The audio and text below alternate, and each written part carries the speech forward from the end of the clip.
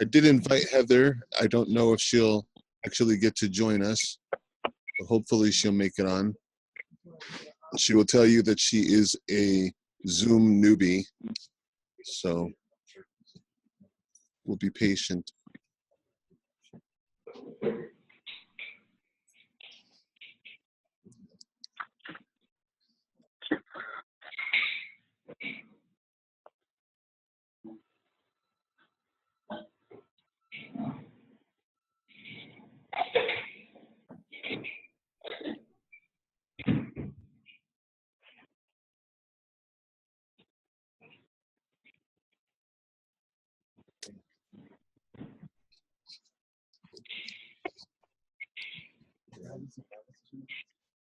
Don, Bob, can you increase the volume or get closer to your mic? Can you hear me? I can hear you, yes, but it's not as, there doesn't seem to be as much space. I'm having difficulty hearing you, actually. You sound really clear, Bob. Yes, you sound really clear, Bob. I'm having difficulty hearing her also. Right. Is it okay? So is his volume, Bob? Is your volume all the way up? My volume. Is that better on mine? Yeah, I can hear you better now. It's going to go in. I wasn't terribly close to my mic. I was just. I'm used to hearing more bass in your voice, but it seems like it's far away from the mic a little. It is clear. I don't. My speakers don't get very loud. No, I got the microphone right in front of me. Okay. All right. I'm going back on mute. Okay. Okay. God damn it. Okay, let's get started. It is July 14th, 2017. Welcome, everyone. And I know that this is a really long-awaited call. It seems like it was like just a day ago, but it's been a week now, and there's lots going on, lots to talk about, lots to fill you in on. For those of you who have the ability to record, please start recording now. We will get to, I want to have everybody have an opportunity, because I know that there's a lot of people doing things and going out and figuring things out and helping reveal the truth. And I know that a lot of you have a lot of questions. Hopefully I'll be able to answer most of your questions, but a lot of this stuff we're figuring out right along with you. So this is something that we're all working on together. And hopefully we'll be able to resolve some of the issues that people have been having, and at least get a little bit more exposure, because this is something that really have been waiting for a long time. And as people are filling in to the room, I would ask if you could please keep your video and your mics muted unless you have a question or you want to make a comment, and we will save on the bandwidth with the videos off. Okay. Now, for those of you who are new to Zoom, if you click on the bottom, there'll be participants, and a box will open up on the right side. And there is also a chat that is going on. You can click on the chat and you'll be able to see the messages or make a comment, or even ask a question for those of you who don't have microphones. We will be watching the chat. If you have a question or you wish to make a comment, you can raise your hand under the participants. It should allow you to raise your hand, and we will hopefully be able to get to you. Now, there are a few screens on the thing, so if your hand is raised, don't get for you for a long time. You may want to just speak up. Okay?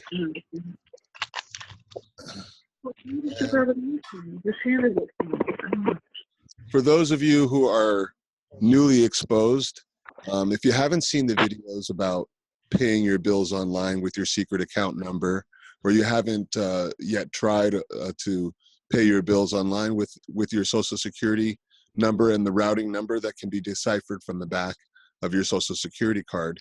You might want to go back and look at those videos, because that's what we're here to discuss and talk about. A lot of exposures happened over the last week. A lot of groups, a lot of people are awakening to this idea, and this is long awaited. You know, this is something that we've been hoping for and praying that somebody was going to bring it to us. But the truth of the matter is, it's up to each and every one of us to reach out and take what is ours. Only ones that, you know, we've been waiting for so long for the RV, the GCR, for the reset to happen. But this reset could only happen with you. The only ones, no one's able to open those collateral accounts but the original owners. And that's you.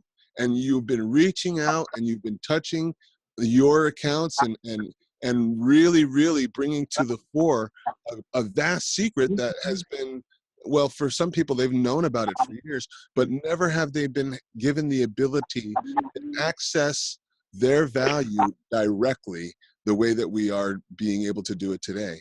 And I know that a lot of you have had a lot of success. A lot of you have also seen a lot of rejections. I'll tell you, each time someone, and even if it's returned, you have done an amazing thing, because you have proven to yourself, number one, that there is an account in your name. Because honestly, the only rejection reason that the offer right now is suspicious activity or an invalid account. But the fact that the payments are going through really, really shows that these accounts are real. Despite what the bank is trying to say, you've proven it to yourself that your value is real. It is recognized. A lot of you have gone on to the global market entity identifier. And if you don't know what that is a way that you can track by a market identifier, and you can find what's going on the global markets on that account. Put your Social Security number in there with the dashes, and you'll get like 10 to 15 pages worth of trades and marketing that's being going on your account. And for a lot of people who have been struggling all their lives, working, trying to make ends meet, when you have an account that's literally worth billions of dollars, that makes people a little upset. And I know that a lot of you are thrilled to death about being able to finally access your value, because the system is there and it's designed to recognize you. So I want to hear a lot. I know a lot of you have a lot to share, and a lot of you have a lot of questions that you want to answer. So I'm not going to go and preach, because most of you have already into and found and discovered your accounts and paid some bills and seen that it actually does work. Hopefully all of you are documenting all of your successes and all of the responses that you've been getting from your creditors and different banks. And we're going to share as much information, because the more that we work together, the more that we share information. And I know that a lot, I've received hundreds of emails. And I just really can't respond to them all. I know that a lot of people were looking for routing numbers. I can't look up the routing numbers for you. There are sites that you can do, and you can find these routing numbers. And all of you guys are doing an amazing job. Harvey, who I also invited to the call, I'm not sure if he's on the line, but finding that public routing number, that's like, it makes it so much simpler, and a lot of people have been using it. So I'm going to open the floor for questions.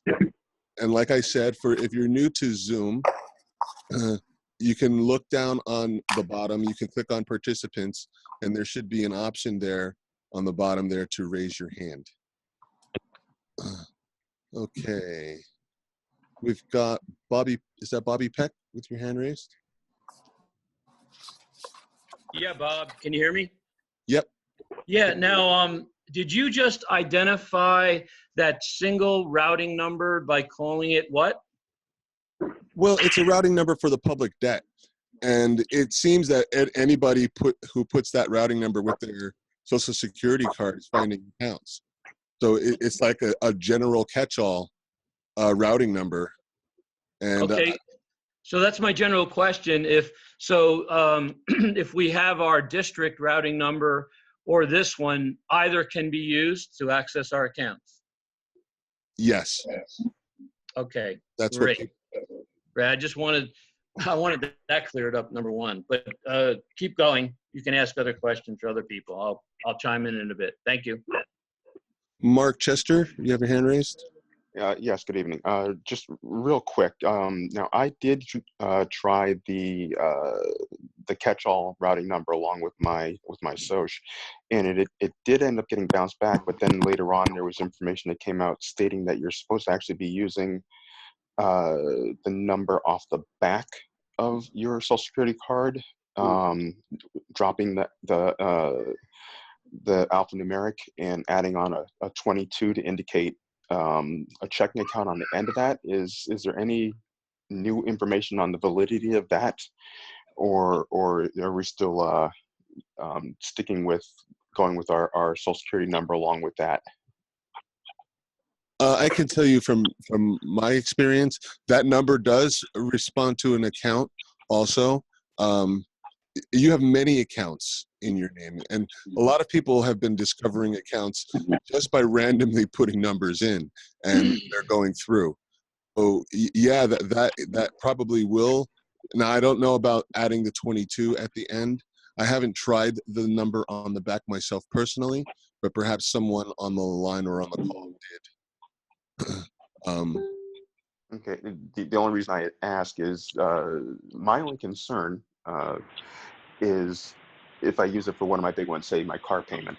And I've heard people say that how they've been blocked from their accounts, or their accounts have been shut down or closed after 2 or 3 tries, and it being bounced back. Now I know that once they take the money, once you get a receipt saying that they've been paid, there's no route for them to send that money back. So I guess my question becomes, how do we handle that type of situation? Well, this is one of the things that I really wanted to address. The authority of the account is you. And there are documents that are out there where, because from 2012, all of those UCC filings that were filed by the One People's Public Trust were filed in such a way that all of your value was secured into an individual factualized trust that only you can access. Okay? So that paperwork gives you absolute authority, title, ownership, underwriting, all of that paperwork and all of those UCC filings that are referenced in that paperwork will literally show you as the owner of the account and the only administrator on the account. That's a lot of background noise. I don't know who that is. If you could please mute your mics. I think it's Tim. Tim, can you hear? You still need to mute your mic. Tim? Hello? Hello, you hear us? Tim, yes, if that's you. Oh, sorry, I thought I had. I turned off the video. Oh, okay, yeah, check to see the mic part and make sure that the red line goes through. It's usually down at the bottom. Whoever's host can also mute everybody. It's pretty easy. That's true. Yeah, it's hard to see because there's 3 screens. So Okay, no worries. sometimes. No worries. Thank you. Yeah, that paperwork, the factualized trust, showing the ownership of the account. And when you fax that to your creditors or the bank, what I've done myself, and I haven't gotten any feedback yet, I've actually faxed that information to Security Administration, claiming my ownership of that account. I also faxed them some payment receipts that the account was valid and active. You people, as we start to as we start to realize and recognize who we are and claim our value, that is ironclad proof. You've got ironclad proof, number one, that the account exists. If the bank is trying to say, and the only reason that they're making a return is for some reason that it is an invalid account, if that account was not valid, the transaction would never go through. The automated clearinghouse is designed to recognize the number, a matching name, and the funds that are there. It doesn't question. If it wasn't there, the transaction would immediately be rejected. So whatever it is that the bank is trying to say, you are proving that you have paid the bill, that you have the authority to issue payment, and no one else has the authority to issue a revocation or a return on that. By establishing your right and use of that account, the bank has nothing but to say, oh, the reason other. You must, and this is something that the more and more people that are starting to do this, and you document everything, because all of that becomes relevant when the bank is trying to say otherwise. I am Rich, you have your hand raised.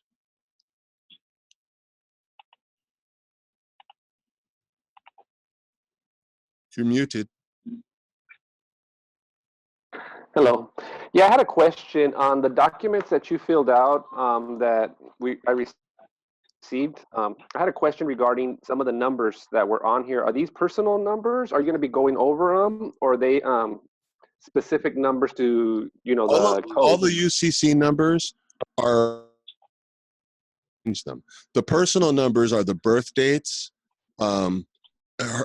There's one section in there where it references her and the 3 trustees. They don't change the names. Charles Miller, Caleb Skinner, and Randall, his last name. But those don't change. Those were the ones that originally filed the UCC filings for the One People's Public Trust on behalf of everybody. But you'll notice that she has reference numbers with her initials and her birth date. I'm sorry, just going through like a video thing. Lamont, can you mute your mic, please? Sorry.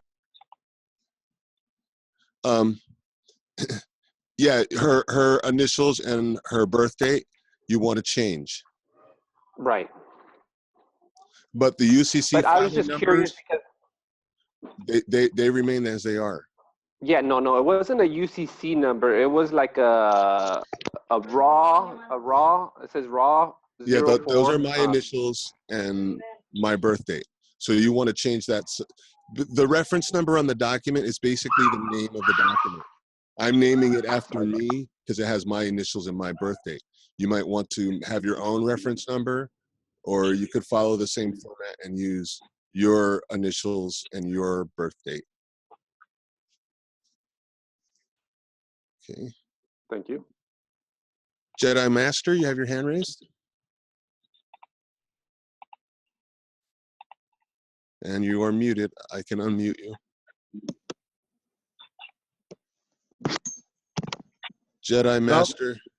Yep. Smarty. Okay, I got about 3 questions. I'm gonna make them quick. Can you hear me? Yes, we can hear you. Okay, we've been doing the PayPal process since about Tuesday. A lot of the reversals a lot of them are being reversed, even the donations that we've been sending out. In some cases, the PayPal is actually deleting the account from PayPal. I was wondering if there's any way Or that you should not be running around with all those hundreds in your wallet. Okay. I don't think they're going to tell us how to do it. They're just trying to solve problems people have and this or that. Somebody's mic is unmuted. Sounds like Brenda. Brenda's voice. Everybody needs to mute their mics. John, your mic is still open. Everyone, please mute their mics. And turn your audio, your video off as well, please. Okay.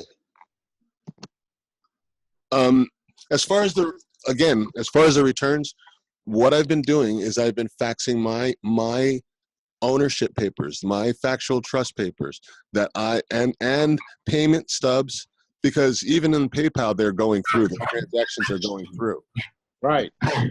So I've been demanding from all of these creditors, who is it that is stealing your money? Because I have given you and issued the payment in good faith. The transaction has cleared. I think that was Donald's mic that was open. The transaction has cleared and the funds have been remitted. So whoever it is that is requesting return, whether it be the bank or not, has no authority to do so. Here's my paperwork proving my authority. What are you getting from the bank?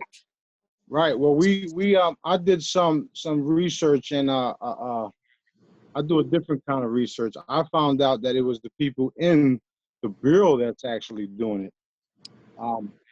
So hopefully that's being taken care of. One more thing, we are using it in some cases and having success as far as credit cards that don't have to do with PayPal. And a lot of that is going through with no problems. Just to be clear, we are supposed to use the routing number, which is 051736158, and our social security number, right? That is one of the routing numbers. If you're finding an account, like I said, if there's not an account there that matches those numbers and your name, the transaction won't go through. So if you're getting transactions that are going through, then you right. Now, I also found out that both front and back numbers are actually two different separate accounts, one private and one public.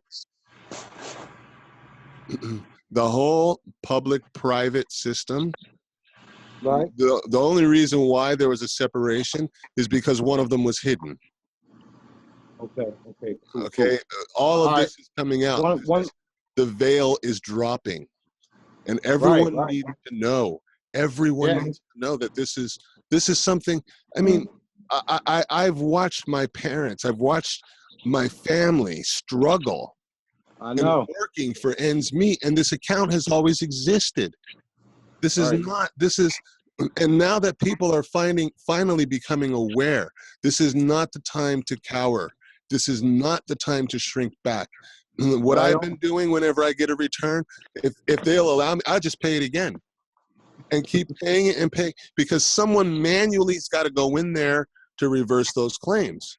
And the more you pay it and the more times it clears, the more evidence you build up as to the validity of the claim and the funding that is available. And it is in your name. It's in your name. Like the way they designed the system, it can't be denied who owns the account. It's got your name and your number, and you've got certificates for each. You have a birth certificate with your given name on it, the same name that's on the account. You have a social security card with a given number on it, the same number that's on the account. You have absolute title and ownership. And we need everyone to start to take ownership of your inheritance. Let it be known. And when you post your payments on Facebook and you post your payments on Twitter and on all these other places, you are giving public record. This cannot be denied any longer. I'm sorry, I don't know how to raise my hand. One last question. If you've made a payment and you have proof of payment, my suggestion is don't ever send them another payment, and don't send them a payment, period. Let them come after you. Well, we know by actually calling the places we're trying to make payment through, we're having a better success rate just by ignoring the reversal. But anyway, my last question is there a bank debit card we can purchase anywhere that you know of where we can link the account to and have no problems whatsoever? I personally, I mean, I've used my PayPal account, but a lot of people have been experiencing a lot of the same things. I don't know. I know that I've heard people trying to get some of these prepaid debit cards and things like that.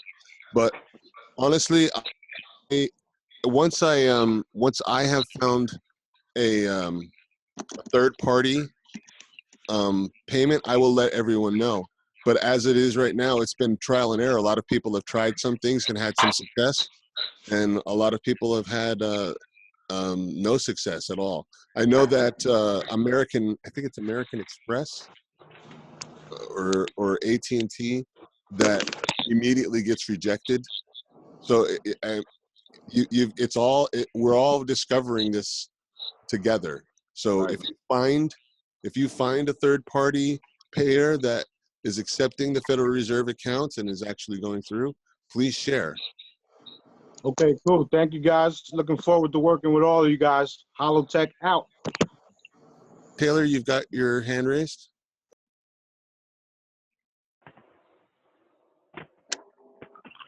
You are muted. I'll unmute you. Hi. Can you hear me okay? Yes, we can hear you.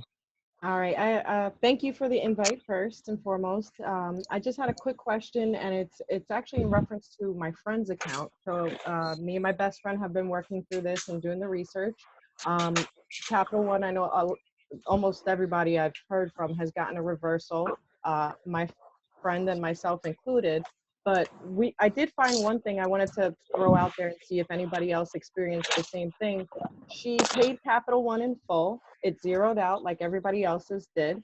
The credit was available and she did make other purchases. When it reversed, she was over, and she had actually planned to call them this coming Monday because this happened yesterday. But she went back into the account and it resubmitted another payment. And it's a different dollar amount that she originally submitted, but it appeared to take it again, and she never processed another payment. So I was just wondering if anybody else was seeing that, something that reverses and then is being paid again.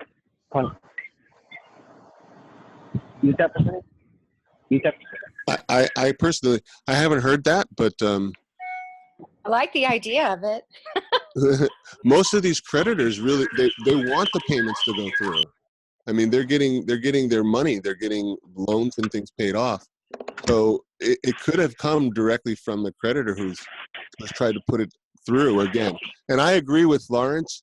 If you've documented payment that you've issued and it's cleared and you've seen the zero balance, you've paid your bill and you've got evidence. Let the bank prove their standing on their and why, because the funds obviously were available. Okay, stand your ground, because you've got the proof that the bill was paid. Now somebody is stealing the money, literally, because that's what it is. It's stealing because nobody else has authority on that account.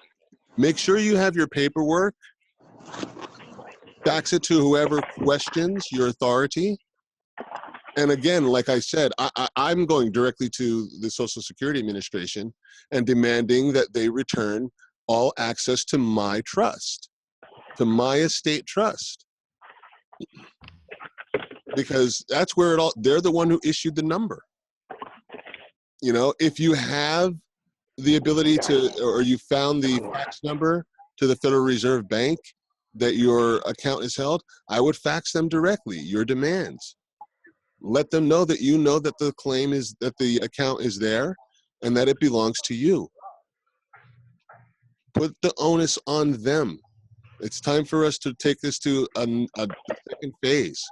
Claim your inheritance legally, rightfully. It's yours. I don't know, I was invited to a chat.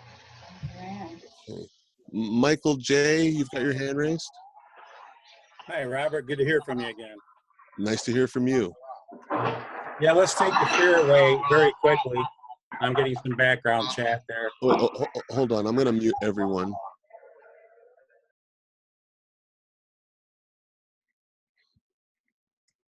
Okay, can you hear me? Yes. All right, let's take the fear away quickly. Nothing moves in negotiable instruments law unless there's a bond behind it since 1933. When we came off the gold standard in 1933 and they took the bonds, being the birth certificate bonds, they collateralized the Federal Reserve notes. Please understand that the number on the back side of your Social Security card, if you have one of the modern Social Security cards, the 8-digit number which follows an alphanumeric letter, A through L, is going to designate which Federal Reserve branch bank your bond is lodged at as collateral. Then it's necessary to understand that because the note is a negotiable instrument, a promise to pay at a future date, somebody's birth certificate bond number is on a dollar bill circulating in this country right now. So either they are using the BC bond, birth certificate bond, or you are using the birth certificate bond. Now, I will say that I've had 5 successes. I haven't had any reversals. I'm going to go back to the old school terminology, and I'm sure Robert's very familiar with this, transmitting utility, okay? When it came to my utility bills, such as Comcast and whatnot, what I did is I ran my own test, and I accessed the Federal Reserve Branch Bank routing number for letter E, Richmond, Virginia, and then I punched in the necessary information and it paid my Comcast bill. And a day after, I got the proof confirmation in writing on my email. When it came to the credit cards, I utilized the Treasury Direct number, okay, and I received confirmation on other payments. So the theory is not hypothetical. The theory is reality in operation. Your birth certificate bond has been available for you to use for a very, very long time. And the access that you have right now to pay your bills off is based on the same bond that they have been using quietly without letting you know. Thanks for your time, Robert. Thank you for sharing, Mike. You're welcome. Okay. Bobby Peck, you've got your hand raised? Yes, I do, Bob. Actually, I'm going to defer to Adam Levine and Darius. They had their hands up before me, and also Mark. Okay, Adam, you've got your hand raised? It's actually John Miglietta. I'm sitting here with Adam. We didn't know if it was going to be beneficial for us to sit together so that we'd allow one more person to be on the call. So that's why we're together.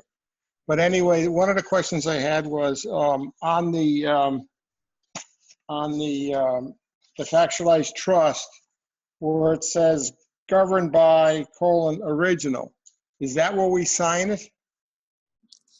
Where the line is, yes. So all 5 pages we sign, correct? Yes, or initial, yes. Okay, good. So that was one question. And then today I got a strange email from a Jean Tate that said that she left her phone number from the Federal Reserve and claimed that everybody was using the Federal Reserve improperly to access and pay bills. I don't know if anybody else has heard that nonsense, but well, yeah, I'd like to see their legal documentation that prevents someone from using an account in their name with their number. I've never seen it. Well, it's and I just wanted to table it so everybody, in case they've seen it. It's pretty crazy because it says do not use Federal Reserve routing account numbers to pay bills. : could face late fees. The hell's that mean? Other charges. For immediate release, July 12th. Recently, the Federal Reserve banks have received a number of unauthorized transactions in which the consumers have tried to use Fed's routing numbers and their Social Security numbers to pay their bills. It is important for customers to know that when making an online e-checking bill payment, they cannot use Federal Reserve routing numbers. Federal Reserve. Well, apparently, I've seen that post, but apparently you can, because I've done it, and so all of that is bullshit as far as I'm concerned. Well, even if That's like, oh my gosh, I'm gonna get a fine. even if you read the whole thing, it's a boo-hoo. Yeah, you The know boogeyman is under the oak tree at 6 o'clock at night tonight. So don't go by the oak tree because the boogeyman's there. and they can't say that it's not authorized because you authorized it. Right. It wouldn't go through if it didn't match. This is ludicrous. Anybody, any logical thinking human being can see that that's not true. It's So your account. It's got your name on it. It's got your account number on it.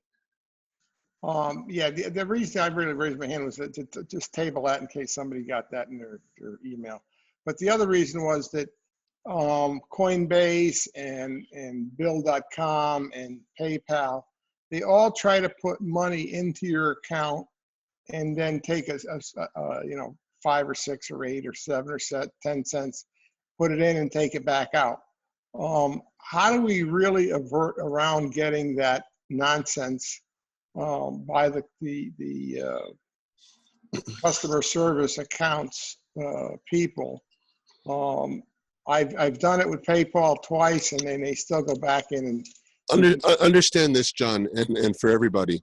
We're the first ones. We are the first wave that is accessing our value. The more and more people, and the more the creditors are getting used to us paying our bills this way, I believe the less problems that we have. But as it is right now, you may have to make a phone call. You may have to pick up the phone, and you may have to prove that you are the authorized user. You know, you may have to answer some questions on the phone to verify that you are who you say you are. That may be necessary for some of these creditors that are trying to make deposits. Give them a phone call and let them know what's going on. I've gone through extensive phone calls. I've gone all the way back 30 years with them asking different addresses to pick out which one I lived at. And usually they will confirm the account with those if you answer those questions correctly. So for now, you know, we are paving the way. I don't think this will last much longer, especially the more and more people. Darius, you have your hand raised?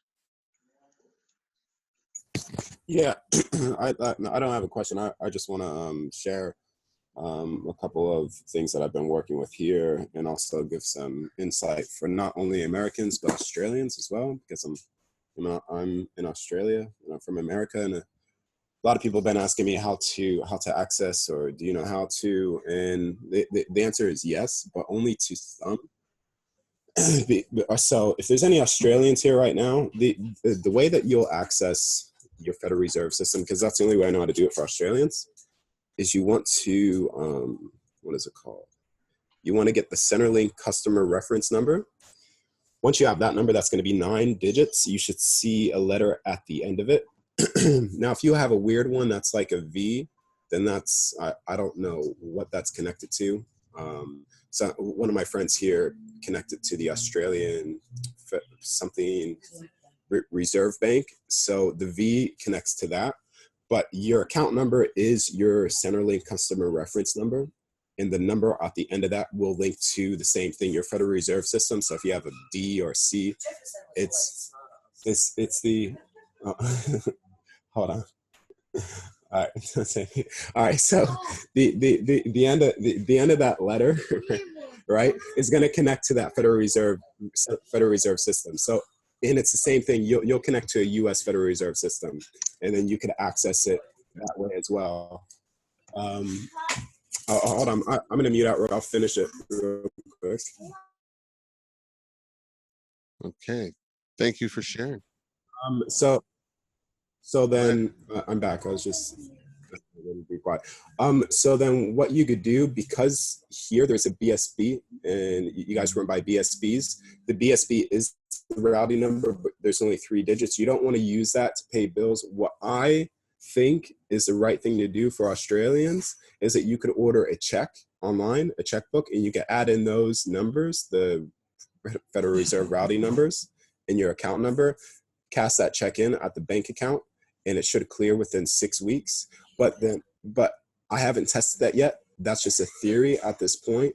But something that I do know as well is that we need to be careful in terms of, at this point, I mean, this is just my own personal theory as well, is working in the private instead of, because the issues I find that a lot of people are having is when they go to their private trust account, which is the Federal Reserve in this case, and then they go to the public.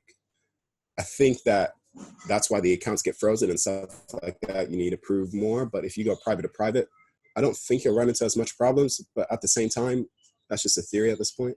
And also to answer another question that was in the beginning with the different accounts. Yeah, we have different accounts. We all have different accounts, and you could access it differently. In this case, if you are trying to access the Bureau of the Public Debt, you do want to add a 22 at the end, just to access your checking account, and a 32 if you want to do savings. That's all I know so far, but I think the Federal Reserve System is going to be fine. Yeah. And I want to ask another question, which was, what was it?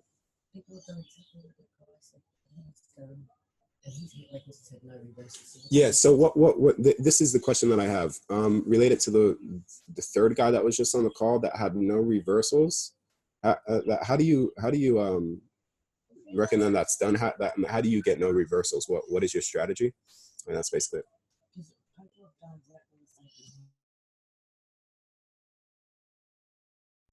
I believe that was Michael. Are you still on the line, Michael? Yeah. Yes, thank you. I don't really know why. What's been going on for years and years in the past is that we have been usually utilizing commercial accepted for value statements on invoices from utility bills. And so what I have discovered is when it comes to utility bills, internet, telephone, cell phone, that we've had consistent successes in the past prior to the use of the routing numbers and online payment plans. We have gone forward with the 45-degree angle written banker's acceptance. And we've had success with that on the utility bills without using the routing number. So years and years ago, when it came to cell phone bills and whatnot, on a 45-degree angle on the invoice, you convert it to a bill of exchange, and you put on the invoice itself accepted for value for the assessed value of $149.33, prepaid, exempt from levy, front and back side, returned in exchange for settlement of this accounting. You date it, you put your all capital name on there, which is the fictitious person, the juristic person attached to the birth certificate and the Cess2EK trust. And then you sign underneath as the underwriter. And, I've got people that I've worked with that have had cell phone bills paid that way for 3 years and running, 3.5 years. Every year they get new cell phone bills. In that regard, there was no use of the routing numbers. In my regard, with the 5 successes, I'm only talking about successes over the last 4 days. For example, auto insurance. I changed the methodology for paying auto insurance through State Farm, and that was accepted. And then later on, within 24 hours, they send you confirmation of the payment.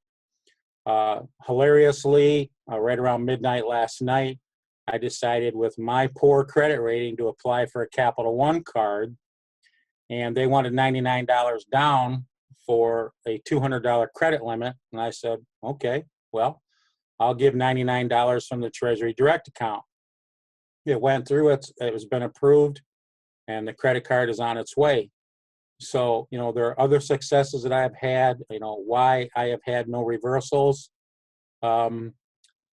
It could be that because, I go way back on this particular path to taking title to the birth certificate bond through a UCC 1 years ago and the whole 9 yards, that maybe my access has been approved for years and years. That may be why there's no reversal. I don't know. I'm exploring that concept. I'm exploring that concept with other people. But here we go again. Either you take title to the birth certificate bond or they do, okay?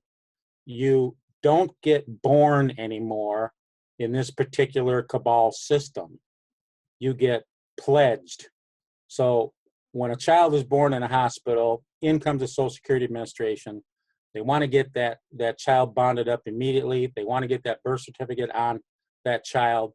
When it came to me taking title to my daughter's birth certificate, I noticed on the bottom left-hand corner on the face of the birth certificate that it says, "This is designed on banking bond paper." Don't think for 1 minute it's not a banking bond. So I'm exploring my successes. I've given you a little bit of background. I don't want to give you too much because I could go on with some very lengthy discussions, but I think maybe because I've been at this for years and years, and I had filed my UCC1 years ago, that, you know, I've had title, and that may be beneficial. Yeah, cool, man. Thanks for sharing. I mean, that was really the only really question that I had, because I was curious of what system you're using. That was like the paper system you were doing years ago. So I'm curious, like in a week's time from now that you're using the routing number, the online way, see what happens. But, cool, man. Thanks for sharing. I'm going to mute out, let other people ask some questions, but I just wanted to share what I was doing here and give some information for Australians as well, because people have been asking. That's really it. Thanks, guys. Steve Marvin, you have your hand raised?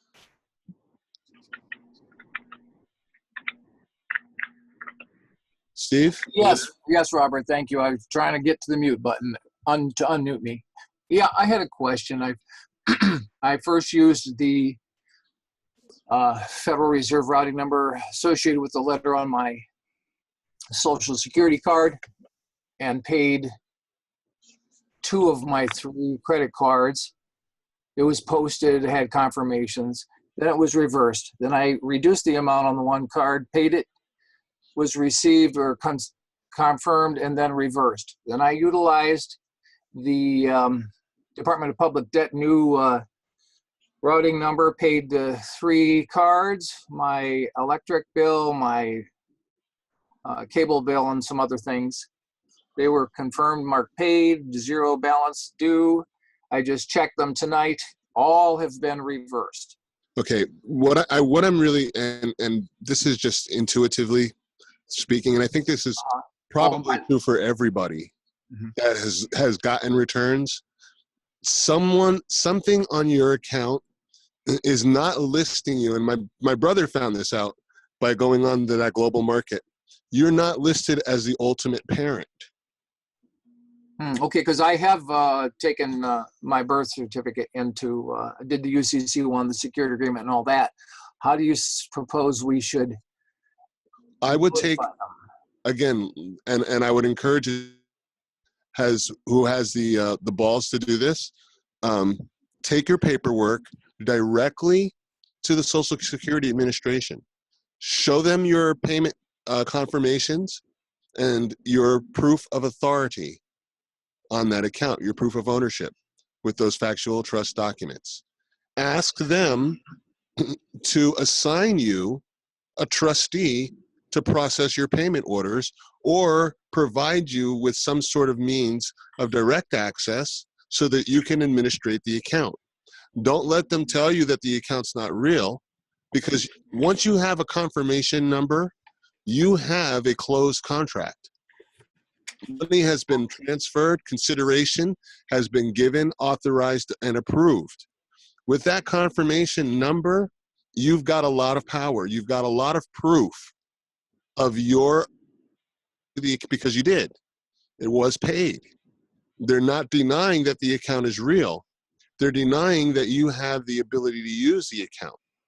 So basically, each of us need to establish our right to use our accounts and take the bull by the horns. Let your creditors know, show them the paperwork, right? Get them notarized if you can. Have them all signed and all your T's and I's dotted and crossed, so that you have the absolute paperwork and authority to show that you are the person whose name appears on that account and that you are the authorized user, the original depository. This is what we need to establish for each and every one of us. Because once that is established, that you are the person whose name was given and whose appears on this account, that you are the holder of that account number or social security card, that you are the one who actually issued the payment. Once you prove that, there is no legal precedence that they have for withholding a payment. And at that point, you want them to investigate it. You want to open an investigation. Don't be afraid that, oh, we're investigating, because you have the proof. Okay, Robert. Hey, thank you very much for that advice. Okay. Bobby Peck, you have your hand raised again? Well, I'm going to give somebody else a chance who hasn't gotten on. Whitney, you've got your hand raised.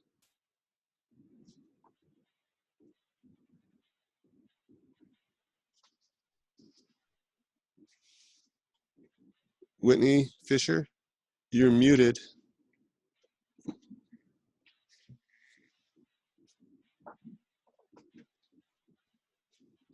Okay, maybe you're having some problems. Tim, you have your hand raised? Really quick, the document that you were just talking about that we should get notarized and follow through with, was that in the first email you sent us? I'm just trying to figure out which document. Actually, they're the factualized trust documents that Heather released. They're posted on her page. I also posted it on my Facebook. Okay. And it's probably been reposted in several different Facebook groups. But they are the factualized trust documents. Thank you. Somebody could probably put the link for those documents in the chat. And before, if you have to leave, I would suggest that you go down at the bottom of the chat and save the chat, because there's a lot of information that is in there as well. Okay. Tim, you've got your hand raised.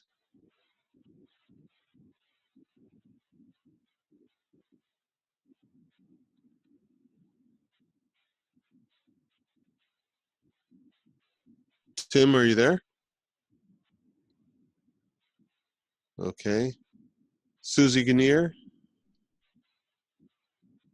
you've got your hand Hi, raised. I have a question regarding mortgages. Obviously, mortgages are quite a bit more than a utility bill or even a tax bill. Can you give some guidance on that? I have someone who lost their court case yesterday, and they have sheriffs coming out on Monday to evict them, and they're trying to prepare some kind of ex parte appeal, and we're dealing with the court system, not like a bank or a business. Except it's the same thing. It's a bank and a business. Yeah, exactly. It's not any different than any other payment. A mortgage or a credit card, an auto loan, they all are handled the same way. What I would do is I would find out what bank is actually doing the foreclosure. And it's actually Westpac in Australia. Excuse me? Westpac in Australia. Okay. I would get all of my paperwork together, showing that you're the authorized user on the account, give them the routing number, ask them for the payoff amount, give them the routing number and the account number with, and have them process the payment. Okay. It should be that simple. And a lot of people are the accounts were put there for you, for your use as you see fit. So you need to first establish that you're the authorized person on that account, that you are the one that is the holder of the card. Your paperwork should do that for you. And then issue the payment. Give them the routing number, the account number, and the authorization for whatever amount it is that they're looking for. Okay, I myself, I live in Orange County, California, and my home is going on auction on July 26th with JP Morgan Chase. Would you advise me taking bond paper and making a check with a, you know, like a certified funds check with the routing number and the account number, and you know, sending it registered mail as full payment? You can try that, but they may not accept the bond if it's not scannable. I've tried that myself. Bob, for West, Barcode? because I'm working with Westpac right now. When I walked in there, because I'm from the U.S. and I'm using the Federal Reserve Bank, it has to go through, I think it's called transit or something like that, something international funds or whatever they call it. Forget what they called it. But they also gave me something else, which was a number that I could sort of link the account in. But what I'm personally doing, and what I would suggest as well, is either doing the check way or opening up a private account and transferring it that way as well, because you could link the account online if you open up a private bank account and sort of link it in. Same thing that you do at PayPal. I don't know what you mean by when you say private bank account. So opening up like a community solutions account or something like that. Okay, I'm not familiar with that. Can you drop a link in the chat? Yeah. Thank you. Okay. JB, you have your hand raised? Hey, yes. Can you hear me? Yes, we can hear you. Oh, excellent. Thank you. Yeah, love what you guys are doing. I just wanted to, well, first off, I've been all over like the Fed's website and reading their literature, and I've read a lot of the, at least in a cursory way, most of the operating operating circulars. So I tried this when I heard about it. I did 25K on a U.S. bank card, went through, process, cleared, and I used it and paid it again. And then that time it was reversed. 15K on a Barclay credit card, same result. Then there's a Synchrony bank card linked to my PayPal account I have, and that one I just I actually paid it. I forget which routing number the first time, and it didn't work. It like processed through, but it was like bounced back real quick. And then I'm pretty sure I used I want to say either the Richmond one, the Treasury Direct, or the public debt one. And then it went through, and today I was able to I liquidated it. Okay. But I have a theory on why they're being returned. I really started studying the accounting behind all this. Like I've actually read a great deal of like the IRS publications, and they're very, very revealing. What I think is happening is like there's an other side. There's two sides to the ledger. There's the on books ledger and the off books ledger. So especially with like these banks, which is how they run.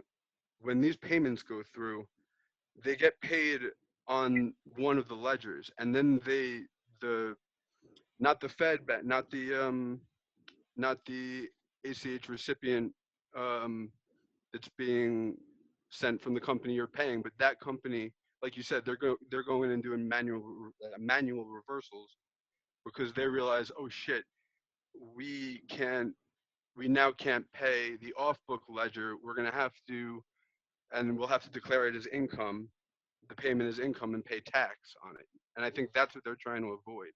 I found on the Fed's website, there's it's a Federal Reserve Bank Fed ACH return item exception fax form, and I guess it says it's a last resort when electronic methods are not functional. But all the columns in here.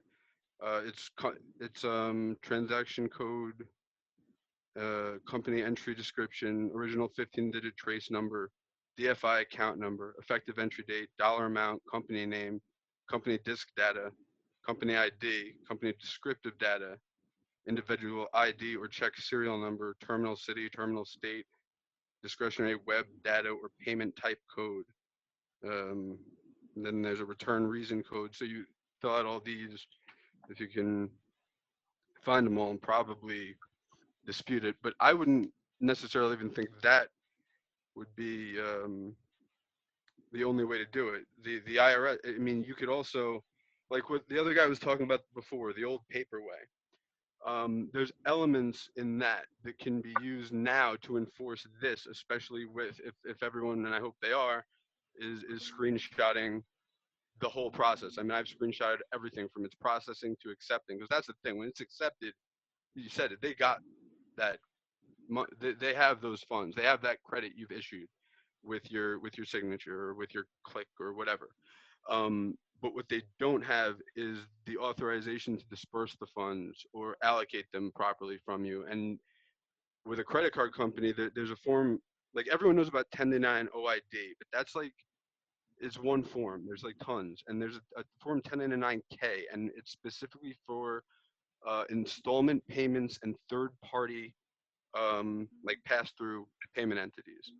So if you send them that, like one of those with a 1040V, which is a debt voucher, I think there's a good chance that the reversals can be taken care of that way too. I think there's a lot of different ways to skin this cat, to be honest with you. But there's no doubt that the accounts obviously are for us. They're not ours because we didn't create them. There's no way around, but it's better that way because it's better to be the beneficiary of a trust than it is to be the legal trustee. We've been acting like that for long enough. It's just a matter of putting them on notice, claiming it. That's the thing. No one's doing anything wrong. You're actually doing things more lawful than you have before, but there's still have to give notice. You can't run from it because we're not doing anything wrong. You're absolutely right. This is not the time to cower.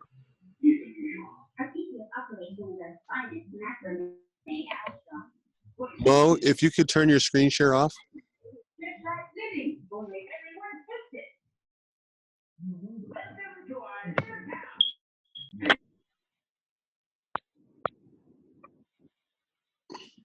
I do think some of the accounts may be more purposed for the discharge of, or the set off, I should say, not discharge, set off of public debt, and some might be more geared for a draft purpose, because that could be something too. And it could be a combo of the confusion that these guys in the front offices who really have no idea how the back office runs are reacting.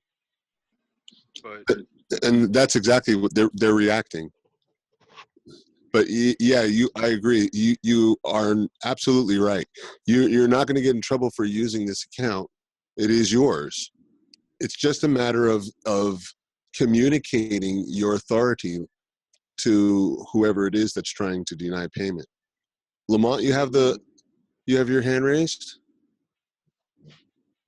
And just one more thing, I wanted to say to people, what get us in trouble, what could get people in trouble is thinking you're doing something wrong. Because what these guys do, whether it's the court or the cops, it's called traversion, and it goes into jurisdiction. So if you stand in a certain jurisdiction, then you ask the questions. The more educated we are, the more you know where this comes from. So if anyone comes to ask you a question, be like, well, who that's all well and good, but can you just tell me who the entitlement holder of the account is? Who's the beneficiary on the account? I never said I own the account. They might come to you and say you're using an account you don't own. And if you say, yeah, I do, it's an argument, and it's a conclusion. But you can ask them, well, what makes you think I don't own that account? Why would you? That's where the paperwork comes in. That's where the paperwork comes in, because the UCC filings are all there. all of the origin of there, the underwriting is there. All of that is all, you know, the burden of proof then becomes on their shoulders to prove that they have superior authority than the holder of the account, the one who holds the given name and the given number. And they can't provide that because there is no one that has a higher claim on that account than you. That's right. The notice just has to be there. You just you have to we have to make our own, like you said, we have to make our own record because they can't like yeah, they don't have a higher claim on that account. But they need us to like step up to it in a way. And I think the IRS can be helpful with that, believe it or not, because their job is just to balance the books, and that's really what we're doing. Right. Exactly. It's just getting like asserting a claim. You know, there's a maxim of laws that he who fails to assert his rights has no rights, or is deemed to have abandoned them, and they look at it like that. You have to correct all assumptions as to your status. Correct all assumptions as to your status. You are there, you are a living being, you are alive, you are taking control of your account. You are the administrator, you are the original depository. Michael Modena, you have your hand raised? Yes, thank you, Robert. I just wanted to share maybe a useful strategy for the lady regarding mortgage foreclosure or a sheriff's auction sale. Is she still on the line? Yes, I am. Okay, my opinion from extensive research is that you can follow UCC procedure because it's not national only, it's international. It's been known all the way back as the law merchant. It governs all commerce worldwide, okay? You tender payment with your promissory note, okay? That's under Title III, Section 603. Title III, Section 603 of the UCC in this country. If you do some research, you'll probably find out that there's an exact corresponding section in Australia, okay? You'll definitely find one in California. So you tender the payment, okay? Well, as you tender the payment, now you want to find out whether or not the payment is accepted. So you have to determine whether or not the bank or the recipient has committed what's known as detention of the instrument. That's UCC 3-419er. UCC 3-419er. If the bank is committing detention of the instrument, then there's a strong likelihood that the instrument has been converted. What does that mean? It means they've utilized it. That would be under UCC 3-310 all the way up to UCC 3-419. Okay? So UCC 3-603B, Bravo, says if tender of payment of an obligation to pay an instrument is made to a person entitled to enforce the instrument and the tender is refused, there is discharge. Okay, so what the experts in Thomas Legal Publishing have stated on a comment by Clark Boardman Callahan in section 137 of his research in his book, he says that a negotiable instrument is the property of the holder. It's a mercantile specialty which embodies rights against other parties and a thing of value. This section adopts the generally recognized rule that a refusal to return it on demand is a conversion. The provision is not limited to drafts presented for acceptance, but extends to any instrument presented for payment, including a note presented to the maker. The action is not on the instrument, but in tort for its conversion, unquote. The detention of an instrument voluntarily delivered is not wrongful unless and until there is a demand for its return. So when you tender whatever form of payment you're going to be utilizing, You want to determine whether they're going to hang on to it, okay? If they're going to hang on to it, that's detention of the instrument. If they're going to refuse it, that's discharge, UCC 3-603. So you can follow commercial law procedurally, and you can put these people in a box. So obviously, as Robert has been saying throughout this discussion, you want to stand your ground and you want to tell them that you're following commercial procedure here. Now, if they go into a position of dishonor, the house is yours. So I just wanted to share that with you. Maybe there's some way I can post it somewhere. But if you wrote down the UCC sections, you can go step by step, or you can help guide your friend in Australia to the corresponding sections. And I believe you can knock this thing right out of the park. Thank you.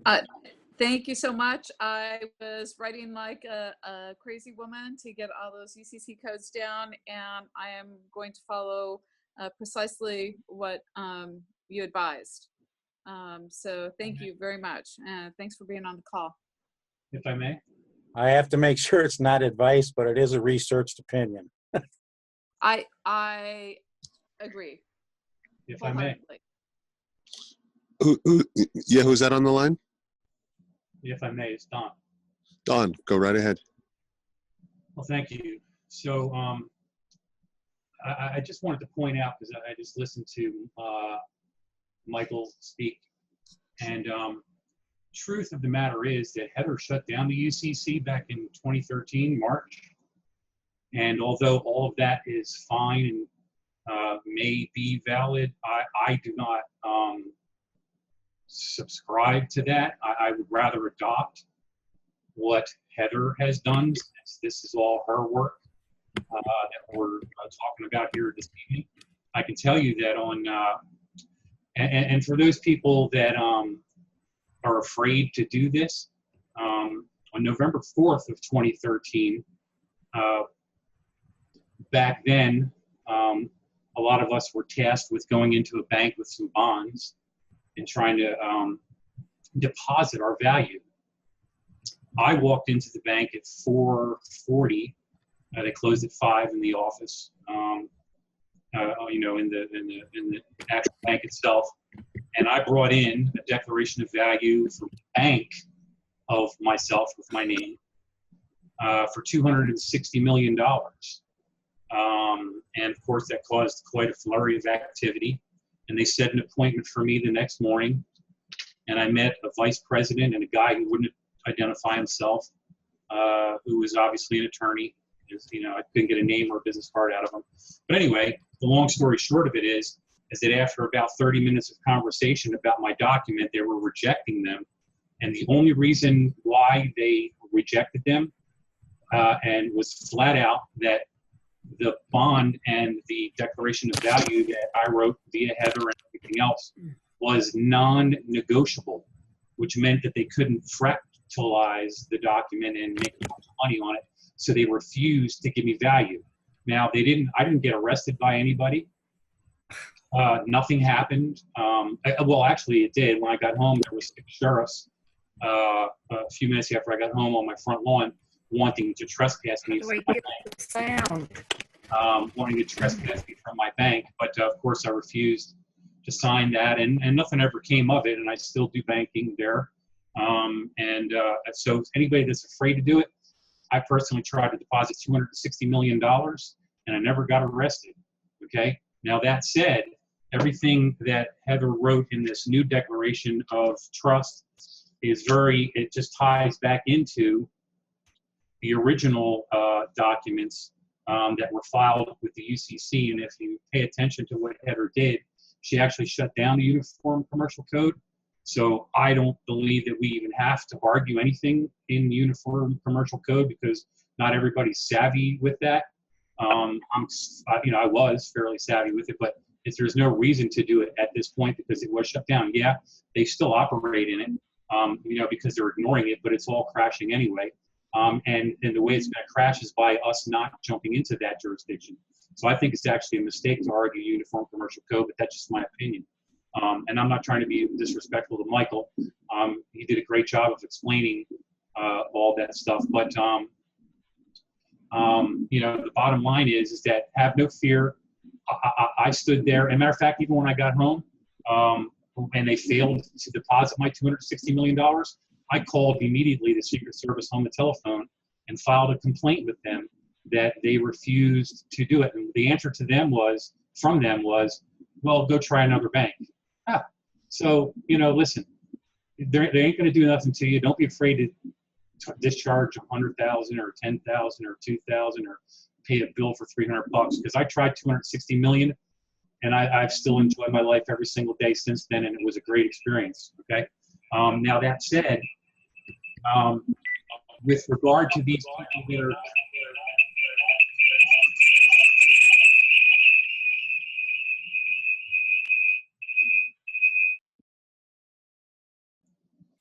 with regard to the people that have an issue, can you still hear me? Yeah, we can hear you.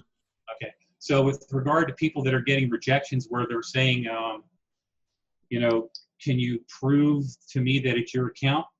Well, yeah, you can. You can go back and do some research and write up a declaration of value and create your own bank, because a lot of the problems with everybody getting rejected is because the Federal Reserve System wants to do bank-to-bank transactions. They're blaming it and they're saying, which is a bullshit excuse, but they're saying you're not a bank. Well, technically you are, and all you have to do is do a declaration of value, create your own bank, put it on a bond, create it, sign it, you know, factualize it, add it to your trust, and send them that paperwork. They cannot argue that anymore. I'm waiting for the day that anything gets returned. Nothing has been returned yet that I've tried recently, but I already have all my stuff from 2013, and I'm hoping somebody does just so I can show them so we can, but I haven't been challenged yet. But that said, if they're telling you that you're not a bank, you are a bank, declare that you're a bank, put it in writing, and send it to them. And there's probably a format on BZ's website going back to 2013. You could probably see all those links there about how to do that. So that said, you know, let's go out, send some good energy out there and make this happen. All right, I stand. Thank you, Don. Hello, Robert, Wright, you there? I'm here. Okay, this is Lamont. I got kind of like taxied off of the call, but some interesting analysis of this altogether. But the key question I have in mind is, has anyone ever challenged the validity of all this through the Fair Debt Collection Practice Act? Has anyone ever placed in black ink and white paper in documentation format, Title 15, United States Code 1692, and under Title 8, Consumer Credit Protection Act, that what they're doing is racketeering and denying the service of the living, not only access to their estate property held in a trust, with the Federal Reserve, that's been converted into surety, that is definitely the collateral that underwrites the private corporate commercial paper that's right now on deathbed. The reason why we're in a collected awareness of this from all different demographics, creeds, and colors, and you know, is because there's been a full awareness that something is off. I would say you were well within your grounds for making a claim like that. It's not only racketeering. It's actually can be classified as treason because they're putting your assets at risk. I would actually concur with that, and also there are a couple of three or parallel narratives taking place. There are a couple of agendas and initiatives taking place that presumes that this is the method for discharging debt. Now, I have not heard anyone with their the car keys and sitting in their ass in a Tesla car and driving off the lot. I have never heard testimony of someone driving off from vroom.com, although I was presented a purchase order and a bond agreement, but the security agreement, if I walked into a Tesla store 10 blocks from my house and did the final ordering of it, and I did it as a fluke, very irresponsible, I may say, because I don't want to use this to inflate the national debt with the fake fiat currency. I'm looking to zero out the account. But this was an order I did 10 days ago, or I'm sorry, 8 days ago, and the sales manager called me up and said, you have 2 days to finalize your order. And I'm just throwing it out there. And once again, it wasn't me. It wasn't my intention to go that route. My route is to have accountability and to challenge our team to think about critical analysis. Heather Tushy Giraffe and with Charles Miller back in the day, you know him with the Hawaiian shirts, with his YouTube videos. He's inspired a great deal of people, but we should challenge us to follow through on the credentials of who's leading this movement. Challenge the credentials of those who are on the inside, who seem to think they're coming from high platitudes and conjecture and have this this sense of they are anointed to be in a position of authority. Where does that authority come from? Those insiders, those with Team Heather Tushy Giraffe. What are their credentials for the navigation or the in and outs of leveraging or negotiating or having a stake in a fraudulent private commercial paper money magic system that's taken over the planet? Remember, you had crazy people running around who were escorted out of the United Nations building because she was doing the same thing, Miss Karen Hudis, back in the day, and she was from the United Nations World Reconstruction Settlement as a bar member attorney. Fair enough, credit to her, but what's her agenda? And that leads me to the second narrative. The second narrative, which is another of a parallel narrative of my first observation, is what is the agenda? Is this to gain more attraction, more attention to your own platform? There have been many movements going on here, and they're not even movements. They're like matrix exit remedies, and they may cross the board. I think we should challenge what's going on. Is this an insider attempt of an insider in the financial markets, of a wealth management, an advisor, or a bar member attorney who's had a change of heart and decided to say, you know what, I'm going to show you what these numbers are really about. And not only are you going to have access to the routing numbers, Treasury Direct, Treasury Legacy Direct, the Bureau of Public Debt, the Disbursement Division, the DTCC, and all this and that. Not only are you going to have access or a little peek or an open window of the wizard behind the veil, I'm going to show you how to access your assets held in trust that's collateralized and securitized and abrogated and hypothecated. Is that person has a clear conscience, a change of heart, of not being greedy? Or is this another agenda of the elite, Rothschild Zionist banking system, United States Department of DOJ, to smoke out, to flush out those who are looking to get out of this matrix agenda? And that's something key here. Is this an attempt to flush out those who are of us, who think of us? Doesn't matter if you're a flat earther or you're a keyboard commando, patriot, or a Moor who gets little respect and credibility.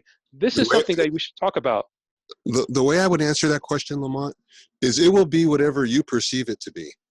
And that's going to deal with a lot of your own experience, your own perceptions. For me, for my part, and I believe for most of us, those who are here, it's about freeing and empowering humanity. Because who wins in this situation? Humanity does. Each and every individual is empowered. Each and every individual is given freedom to do and be as they choose to be. Is the way it always should have been, the way it always was designed to be. For those of you who have, gone through this and done their research, it becomes very, very obvious that what we're talking about is something that is legitimate. It's not something that is fairy-taled or made up. And as far as personal agendas, as some of the people that you named, Karen Hudis, and as far as their agendas are concerned, I can't speak to what their agenda is, but I understand myself that there is no higher authority than me. There is no one on earth who can decide what's best for me than me. And I don't recognize any other authority to do so. And I am going to exercise that authority, regardless of what any one claim makes, any entity, government, corporate, or otherwise. That is my stance. Now, that's your declaration of authority. That's your declaration of authority for you to have a paramount interest and a security interest in your DNA and in the micro energetics of who you are. That's really, in my estimation, encapsulated in a meat suit. That you're not a vessel, you're not lost at sea, you're not chattel property or a 14th Amendment citizen. And this is what I write in my court cases, black ink and white paper. And I hear you. I mean, I hear your passion. I hear you loud and clear. And my statements are not in any way to cause contention. My statements are only to challenge what is existing in this moment of now. And in this moment of now, we are on the precipice and the verge of shutting down a system. Bar member attorneys, judges, financial barons, robber barons, I call them, are going at one point in time. It's inevitable, and I hear you loud and clear. Well, yeah. Wait. I hear loud and clear. This is a method to make them obsolete. So as we look forward, as we end this journey to make them obsolete, by exercising our self-governance, exercising our access to a unlimited credit. There's some things you should try to safeguard yourself and protect yourself. And yes, work in Heather's language and the paperwork there. But that doesn't mean that you are restricted to work in her language. I've several times have adapted several different pioneers: Charles Miller, Heather Tucci Giraffe, Rod Class, Taj Tariq Bey. And, wait, just hear me out, brother, because everybody's been talking about how they got successes and not successes. You have to sort of like integrate the information that you got and then move it forward. Just today, the judge signed an order where they accepted my bond, and my bond was my bond order with my birth certificate authenticated for payment for a case I have in Supreme Court. And they accepted my 1099s, and I quoted the law, Fair Debt and Practice Act, and all, and I integrated everything. So it's the energetics of it all, where yes, it's esoterical, yes, it's administrative, and yes, it's the verbal discourse. And this is what I'm trying to get across to people when they walk this walk, and how you can defend yourself and challenge these racketeers who are raiding your account on a daily basis, and somehow someone miraculously gave us this information so we can do it ourselves and not raid it, but take ownership and reclaim it. And I'm trying to get any contention here, just putting that out in the universe. that there's a lot of integration that needs to be going on. You can't just stay in one lane in this movement, because the adversaries don't want to go down into the sunset and peacefully. The adversaries, they want to stay, keep us suffering, keep us in a debt slave system as long as they possibly can. And I'll yield the floor with that. But it's not meant to cause any contention. It's just an observation and to challenge those people who are running things either on the inside or those who are here and now at this moment in time. No contention at all, Lamont. What I wanted to say is, for every single one, and yourself included, myself, I wouldn't follow anybody. Follow your heart. Follow what tells you what is right. The people who follow others will always be disappointed. If you put your hope in someone else, you put your faith in another group, person, individual, or otherwise, you have to follow what is right for you.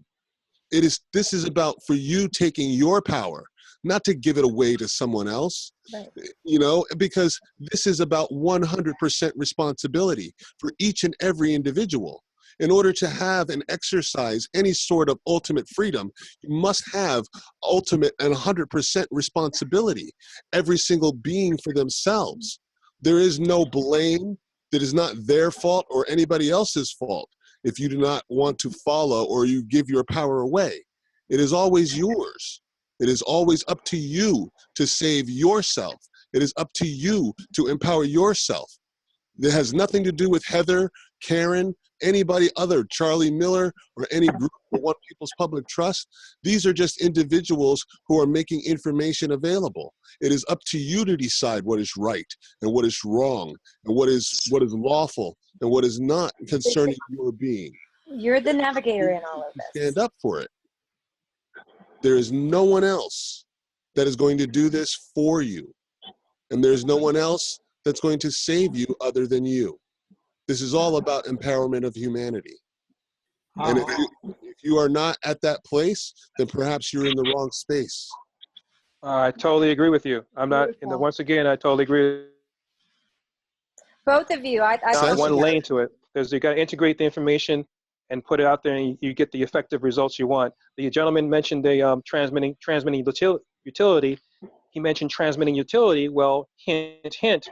That's your UCC filing. I mean, whatever you want to say about my language, my verbal discourse, I'll give the information out there. The transmitting utility that this gentleman alluded to, who had 5 success stories, but has not have any empirical validated evidence of these success stories, perhaps it's a UCC filing or the non-UCC filing, which I did, and people have done, some have not done it, is if that's the transmitting utility, then you check off transmitting utility. That's part of your UCC filing with your Secretary of State. You pay the $10 fee, you print it out, you get it stamped, and you bring it in with your factual trust document, and then you move on with it. But I'm not here to try to say I got all the marbles and you got to count, ha ha ha, you got to count the marbles and I'll give you a prize. No. I'm going to hit it hard and give you the information, and I'm sure you guys are doing the same thing. But let me just say this: the ornery discourse and those who are condescending and those who don't share information, and no one here probably is like that maybe, or those who have thinking there's a hierarchy because of some demographics going on.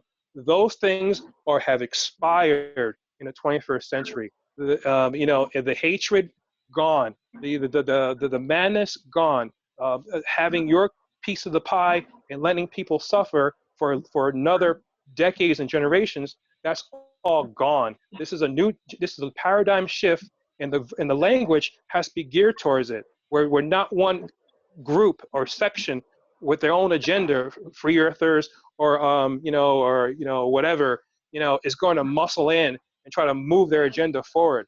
And I am, like you said, Bob, I'm an individual, self-governing, and I do my own thing. But I share the information, I give it out there, and I try to move it forward. And I'll yield the floor. SS, you have your hand raised? Hi, Bob. Thank you so much. I've got a question related to American Express. I'm one of those people that have had trouble. I made the payment Monday night, went through account balance. My whole credit line was available to me. I actually made a few purchases the next day, small purchases like 30 bucks, 70 bucks, something like that. Next day, I went out to use my card and it wouldn't go through. So I pulled up my phone, looked at the app, and it says the balance is zeroed out, but there's no credit available. And the night before, the whole credit line was available. I had my confirmation number, and I'd used the Federal Reserve routing number. For me, it was Atlanta, and I used my social.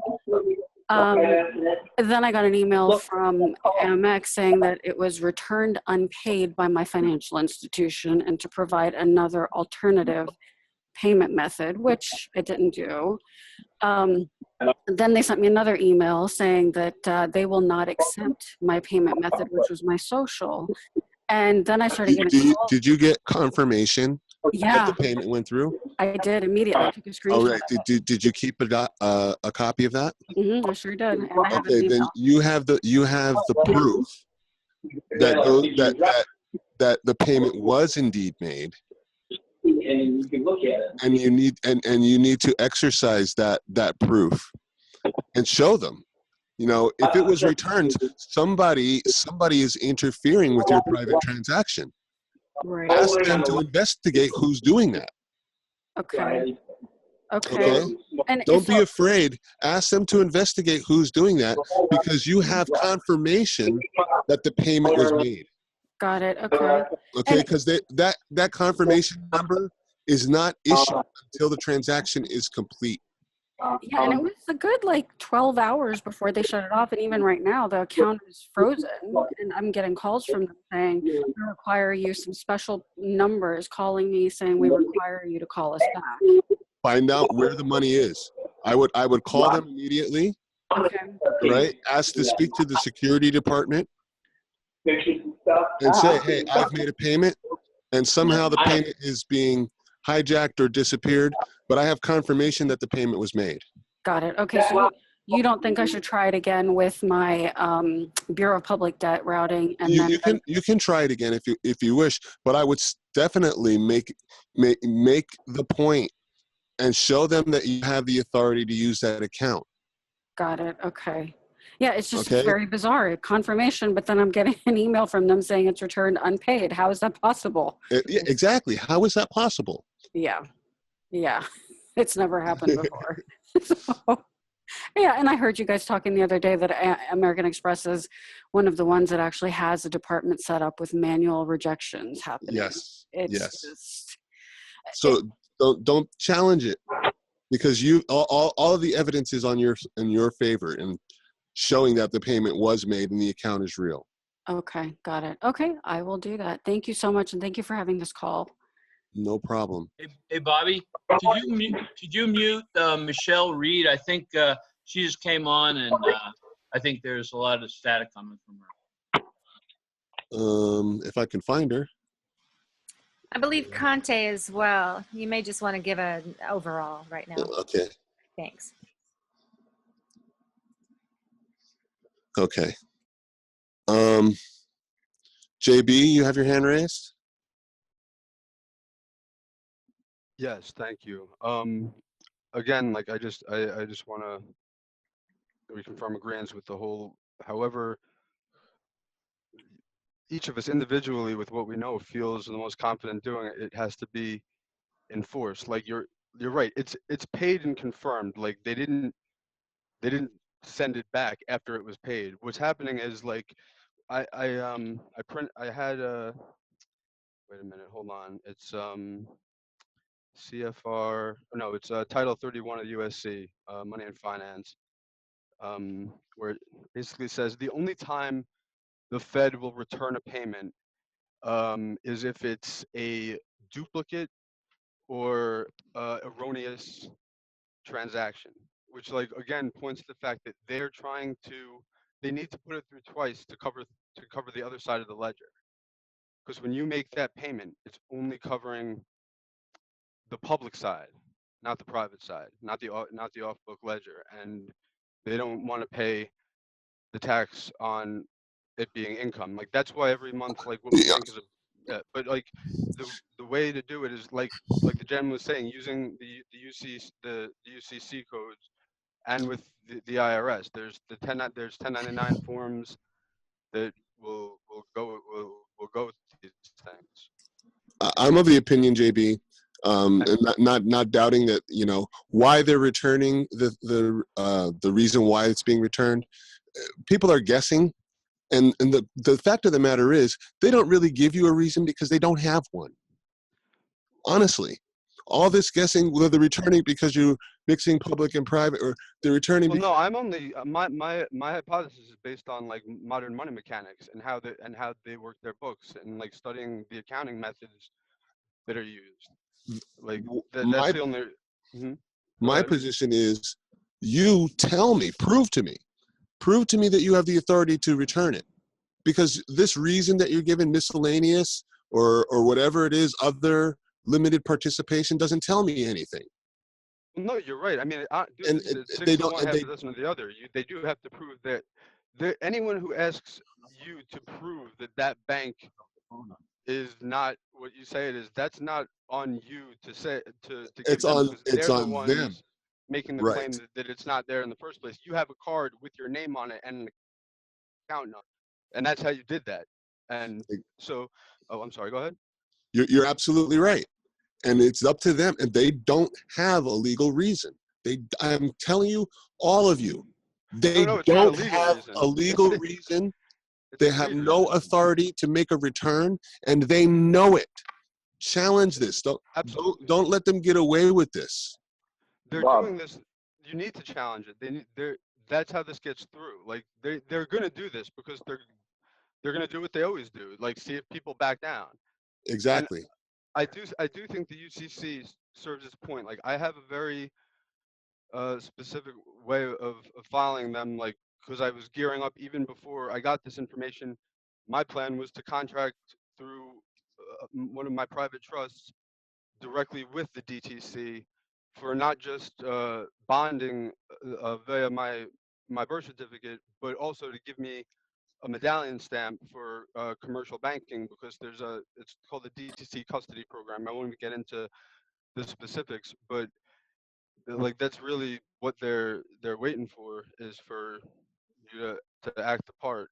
Um, and I think like what I do with the UCC is the first UCC. I have this book from Nexus Lexis on understanding secure transactions. It's all on Article 9, and it's like so. What I did is I did my first master file, my UCC, on the certificate of live birth as an ag lien, because everything it has to be an ag lien first, because that's the that's you're the land. And then the birth certificate, I did as a non-UCC, and and I put in the collateral box the all caps name, doing business as, on the first one, certificate of live birth. Under it I put life, energy, labor, and time. And on the other one I put doing business as birth certificate, the separate the birth certificate registration number, not the certificate of live birth registration number that I put on the first one. But the other one I did on a UCC3 addendum, adding on. But what I did differently than I noticed a lot of people is I make the straw the ins ligas, the straw man, the creditor. And I made on the original one, I made the county, city, and state the first three debtors, and then I went on from there. I also have the social security card on a UCC3 attached to that master file. The card is an issue as property, and the number as a transmitting utility, is like a general intangible. And I'd have on both those collateral boxes doing business as a social security trust, because Social Security was started with two trust funds. I forget the specific names, but it's in either the CFR or the USC, both probably. But I think that because the UCC is it's for accounting. They're called financing statements. JB, I don't want to cut you. There's a No, lot no, of go people on, with, man. I yield. I yield. Go for it. And as far as like all the UCC, it really should not be. It should not be that difficult. All of that was done in the past for the paper system, that's all being retired. The system is designed to recognize you, and you should have direct access. There's no denying. All you need, really, honestly, is your social security card, your birth certificate to prove that you own the name and the number. And that's sufficient, really. Legally, that's sufficient enough. And the transactions are authorized. CC, you've got your hand raised.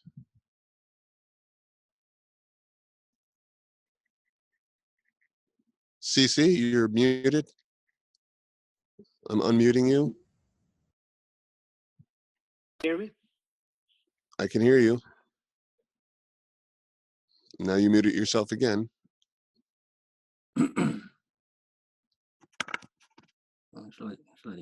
You're muted.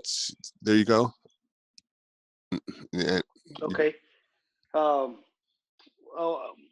my deal is I opened up a treasury account with the same process, and it was accepted. I have not bought any securities yet or any bonds or anything like that to see if the Federal Reserve will accept the payment from the Treasury Direct account. That's what I did. So I tried to do a Barclays account, and they called me the following day, and when they told me that I had to call them, and I called them up, and they were saying something about that it was a scam, that that there's no account, that there's no trust, or an account that was created as a straw man. And to me, I felt like they were schooled as to what to say. And for the Federal Reserve, I believe the Federal Reserve owns most of the banks, most of the big banks, and I believe they automatically did a chain email telling everybody of what's happening, and I believe they're probably able to stop what we're trying to do. Do you have a question, CC? Yes, sir. The question was that if there is an account there and we're able to tap into it, Then everything that they're saying is bullshit. And yes, right, there is an account. correct, And correct. everybody's So- finding it. So that means that everything that I have paid off and have gotten reversed, they kept it. Yes. Okay. So can I do a 1099 no ID on them? You have a claim. If you've documented the payment, Yes, sir. Everything. I have everything. then you can do whatever you like because you have confirmation that the account Okay, sir. and the transactions are real. Them trying to say that the account is not valid is ludicrous. And any judge or any court of law is going to say, well, how did the transaction complete? Where did the funds come from? This magic fantasy account that doesn't exist. Okay. Hold But your I have ground, comfort- CC. Yeah, I have confirmation numbers and everything, and so I yield. Go ahead and get somebody else. Okay. Mo, you've got your hand raised? Yeah, this is Mo. I just want to make a quick a response and a question. I noticed how everybody is getting the reversals and so forth, and I was listening to some of what JB was saying before the fella just spoke. I get what I follow is you're going to have to follow through on the paperwork. As far as challenging the reversals. However, it's a situation where because it's an external account, you're not able to have access to that account. So it kind of puts you in a quagmire as to how or who you would respond to with the paperwork. Compared to walking in a branch, a bank, and you have a representative, who would you address in the regards that this is your account, that is an actual account, and you're the primary or the principal holder of that account? Would that be the CEO of Federal Bank? Or at that point, what would you need to do? You can send it to whoever is questioning you as to your authority, but you can send it to the CEO, CFO of your bank, wherever your account is held, or any of the agencies that are part of the process, the IRS, the Social Security Office. I'm going directly, like I said earlier in the call, I'm sending my authorization and paperwork directly to the Social Security Administration, because they're the ones who issued the number. Social Security, right? Right. Tell them that you want you want access, and you are claiming the authority on that account. Show them the payment stubs that you've gotten paid, showing the validity of the active account, and demand your right for accessing. So basically, it would be in a form of administrative procedure, challenging the reversal because it is the card. So I follow what you're saying. Because this is all new, I guess, I don't know if anybody would or can speak on an experience where they actually were successful. Well, this is the thing. Most people are not accustomed to challenging the quote unquote authority. You have never had more evidence than you do right now, ever. All of your process payments, you have more evidence than you've ever had as to the validity and the authority and the paperwork that has been going around. And there's different whether you use Heather's paperwork or you have your own, like a lot of others who've done research and filed for you have more evidence than any other generation has had before. And it's all in your favor. Okay? Take that evidence and exercise it. All of you, exercise your authority. It is not time to cower back. Right. It's time to push hard. Absolutely. Yeah, I agree totally. This is definitely, the entrance into something new for everybody. We're starting to witness, which has really been foretold for a long time, the end of suffering, or the beginning stages of the end of suffering. However, to finish up on the conclusion, I did actually talk to PayPal. I was successful with trying to get the account number. I followed suit, pretty much what everybody else did. I called, and I didn't make it a checking account. And what happened was, when I called, because I called twice, first time it didn't work because immediately when I told her it was a trust account and so forth, and I don't,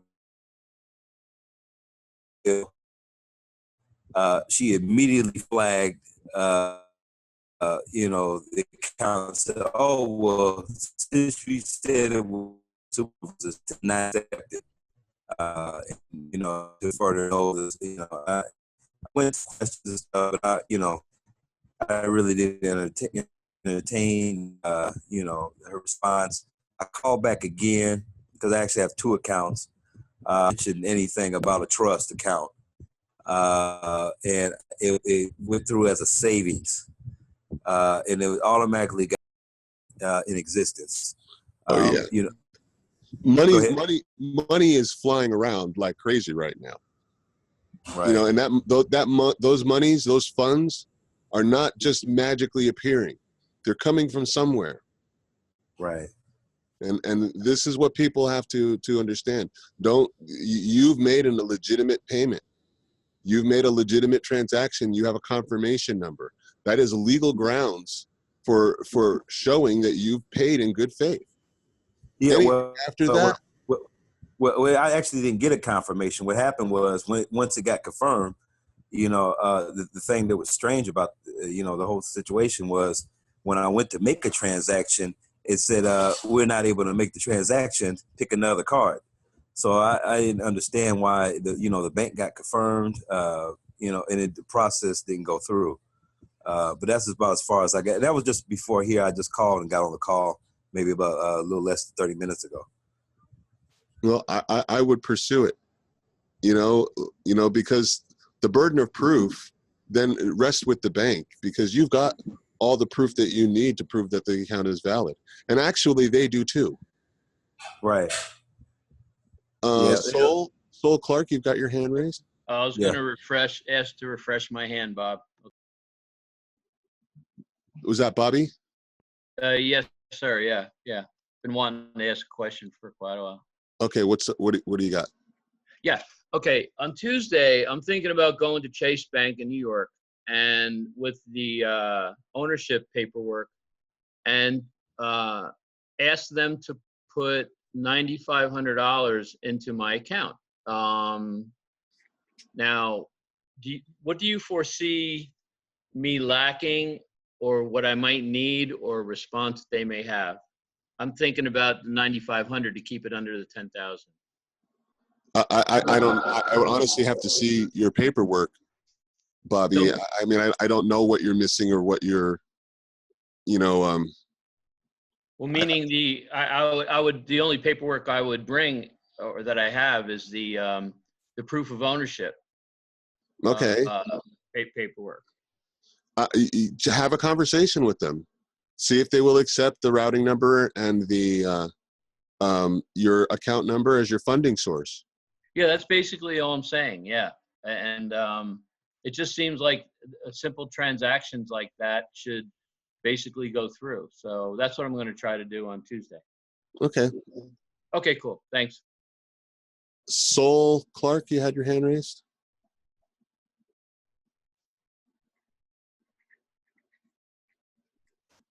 Okay, Whitney, you have your hand raised. Whitney Fisher.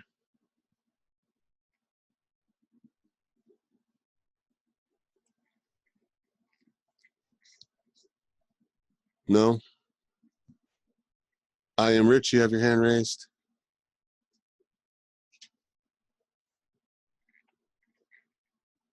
Yeah, I have a question. When I called the bank today, one of the things that they came back, they kept saying that it was a missed digit or that it was pulled back. So it's confirmed that it can't be pulled back from the Federal Reserve, the money? Because I talked to the manager, everything, they had no information other than that it was pulled back from that end.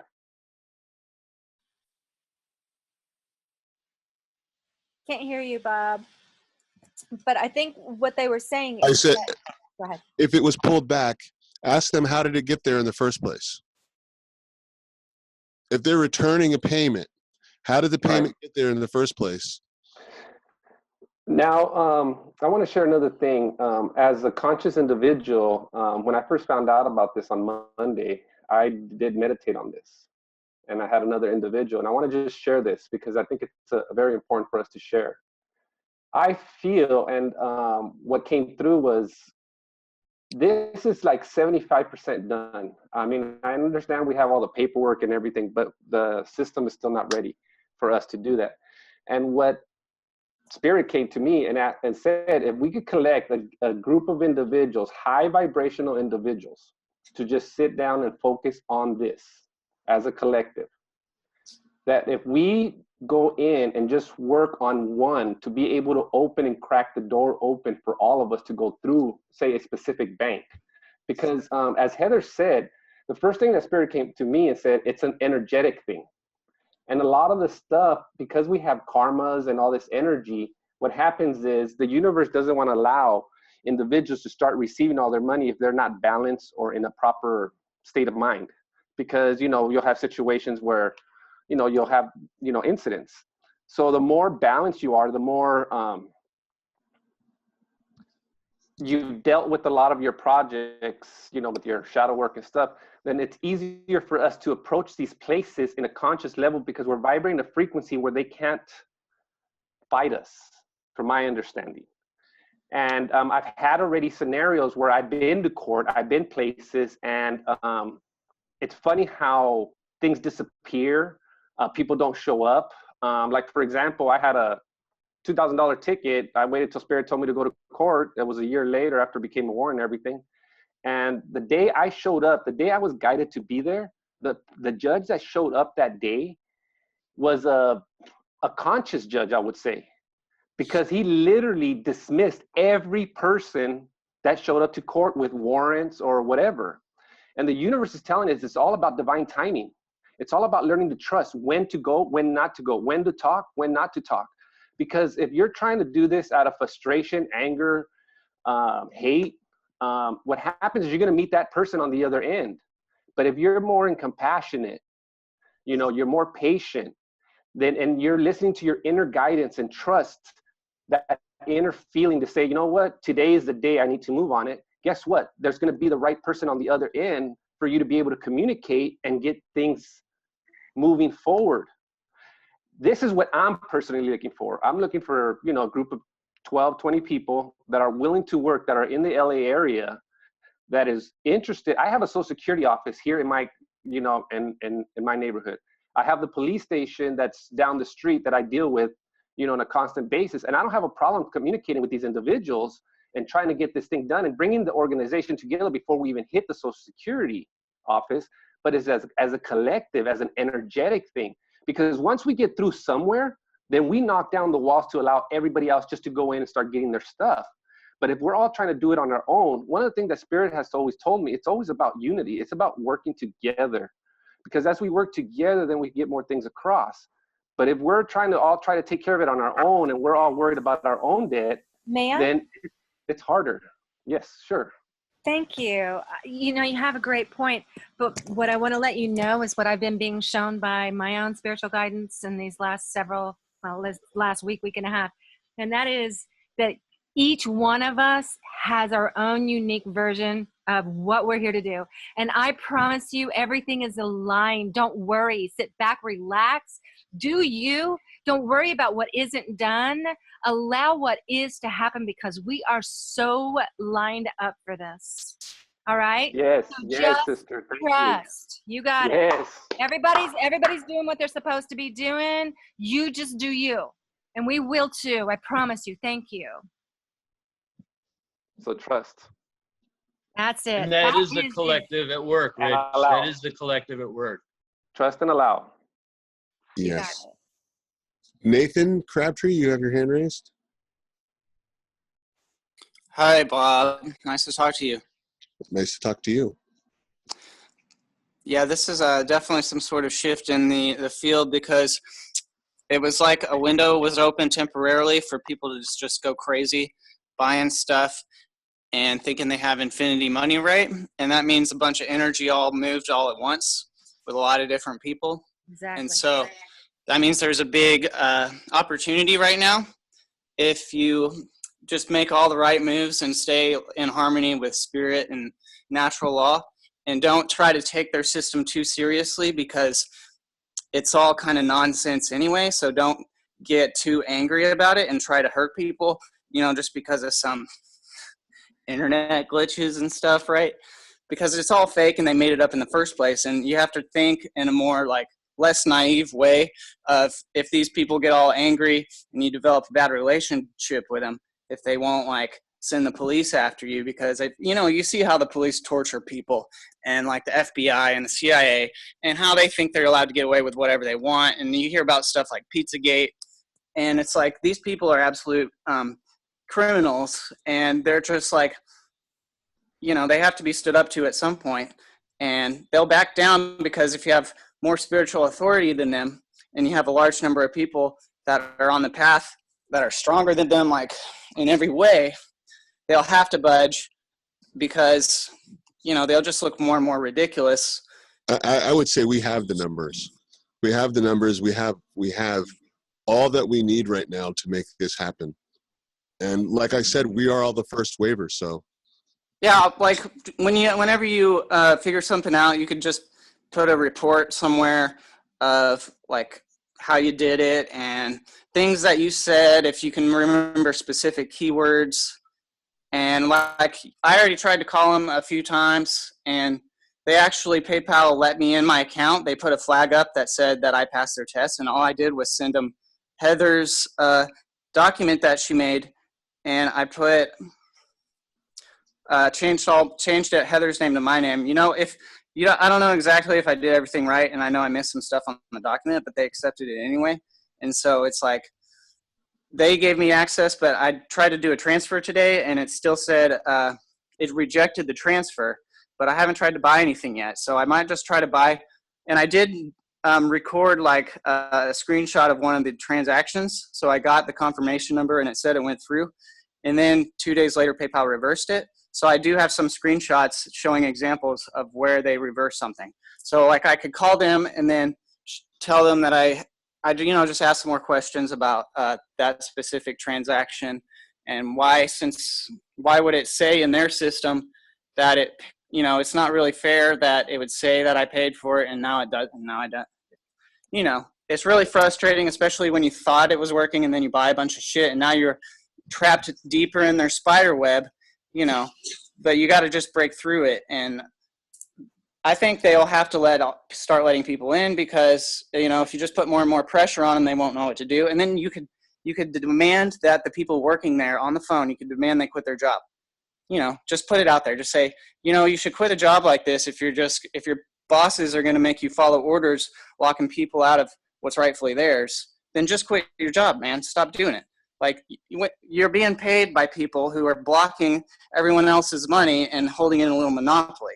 And you need to quit that job because then PayPal will have one less person blocking us from the account, right? Just bring it. That's one way to challenge it. Just tell them that they need to quit if they're going to act like little douchebags about it, right? That's one way to go about it. Yeah. Michael, I'm sorry. Are you done? Well, if you watch Mark Passio's video about order followers, it's from Free Your Mind 3 conference. Like the police and military, for example, he'll explain to you how it's a religious cult and how they use mind control on these people. And psychological intimidation and repetition, and it's all based on following orders and following a script, no matter how immoral that script is. Then you start to realize how to overcome the system is to just put the truth out there about it and spread the truth and help more and more people understand and not be afraid of it anymore. And the more you learn about it, the better you're going to be off. So you're all responsible. Like Bob said, everyone is responsible for their own destiny. And your own actions are always your responsibility. So that's a spiritual, eternal truth. And that's what people need to become aligned with, that we're all one and that everything that you do to another person external to you, you're doing to yourself. And so that's just holding all of humanity back. And you're going to go into like a parallel future where everyone is acting like that, satanic, where they just care about themselves, just like these Federal Reserve and, you know, all the people in government have screwed up in some way because they're in a Nazi system, you know, helping people dominate other groups of people. And we're all the victims of this. And we've been the victims of this ever since we were born in many cases. Like the public school system, for example. Okay, Nathan, we appreciate. Okay, go ahead. Sorry. We've got other questions. We all are aware of the different agendas that we face, but thank you for sharing. Thank you. Michael Modena, you have your hand raised? Yes, thank you, Robert. Just some fundamental points here on observation. If the toaster isn't broken, don't fix it. Let me say that again. If the toaster isn't broken, don't fix it. If you have something that's working, continue to work it. You know, there are many different ways to build a house. One fella might be using a hammer. Another fella might come up to the 21st century and use an air gun. What's happening in the monetary system is that the money is moving electronically, okay? I can't agree with the gentleman earlier that the Uniform Commercial Code was put down because of what Heather did. There's a little bit of evidence that down the road, someone's using a credit card going and shopping at Walmart. So negotiable instruments operations are still in effect. You know, was it the evil wizard that put this system into play? You can look at it that way if you want to, or you can convert it to something of use. So you can take a hammer and you can build a home with it, or you can take a hammer and you can do some physical injury to somebody. It all depends on how you utilize the tool. The interesting point about what Heather has done is she keeps coming back to the term trust. In her original due declaration, and notice she brings up the UCC throughout most of the pages. In my opinion, Heather has not closed down the Uniform Commercial Code, and I don't think she ever will. If the Uniform Commercial Code goes bye-bye, under what governing law are we going to trade internationally and nationally? Are we going to go to barter? Are we going to take a gold coin and exchange it for something of value for the fella down the road? What other system of commerce are we going to use? When this system started out, it wasn't designed by the evil wizard. When you meet with Winston Shrout, like I have in the past, he makes a brilliant explanation that it started from the Sedicate Trust Act in 1666. The reason they designed the birth certificates is because over 2 million people died of the plague, the Black Plague. And the children who were to inherit the land around England had to establish some type of bona fide claim to their inheritance. Well, all of these deceased bodies were laying around, so as the children began to present their claims, they would take people that lived down the road that would establish, yes, this is the child of Joseph and Mary Smith, and those are the 4 stones that are on the corners of her parents' property. That's her parents' property. She should inherit it. And then they had a lot of people that may not have had people down the road witnessing whether or not this child was a direct descendant of, you know, Joseph and Mary Smith or somebody else. And so they came up with the concept that they had to put something in writing on who would have the rights to inherit the property that was left intestate, without a trust, without documentation, without descendancy on inheritance. So they created the birth certificate registration, and what eventually developed was the children, the offspring of many of the adults who were killed off of the Black Plague then had a paper to present that they could establish they were the direct descendants to Joseph and Mary Smith and that the property was theirs. The problem was that they gave 3 years for redemption, and if you didn't claim the property after the 4th year, then the state took it, okay? Maybe there was a way to get it back after that. But, you know, it didn't start out as an evil system. It may have become an evil system now, but I'll go back to my original explanation that nothing moves in negotiable instruments law without a bond behind it. Those of you, especially Lamont, he had a brilliant explanation earlier, that have been in and out of these courts of commerce know that behind the scenes you have 3 bonds working in every single court case where there's a judgment. You have a bid bond, payment bond, and a purchase bond. At the state level, Standard Form 24, Standard Form 25, and Standard Form 25A. Look it up. These are courts of commerce. So, you know, my question is, if the UCC goes bye-bye, what do we have to replace it? So if there's any comments on that, you know, please let me know. In the meantime, if the toaster isn't broken, don't fix it. If this system is working, let's work it. Because it's time for the awakening. We're here right now. You know, the wealth of the wicked is laid up for the righteous. I can't go down the road and attend Commerce College. You know, I can't sit in a classroom with a professor who lays out what a UCC 1 is, explains negotiable instruments law, the history of the Federal Reserve Bank system, the rise of the Fourth Reich, like Jim Mars explains it in his book. I can't go down the road to Commerce College and get an education. You know, here's our education. Here's our group. This is a wonderful meeting place for people to share their knowledge, and I'd like to see it take off and grow. So if there is a replacement for the Uniform Commercial Code, what is it? It's got to be something down the line of commerce. It's got to be offer and acceptance. It has to be contracts. So what did they have 1,000 years ago? What did they have 2,000 years ago? There were basic laws that go way back under the law merchant. It had to do with putting goods on the ships and moving them with bills of lading. So we don't have to erase all of that. We can take advantage of it until we get to a gold-backed currency system and Nassara comes forward, if it comes forward, and restores the republic.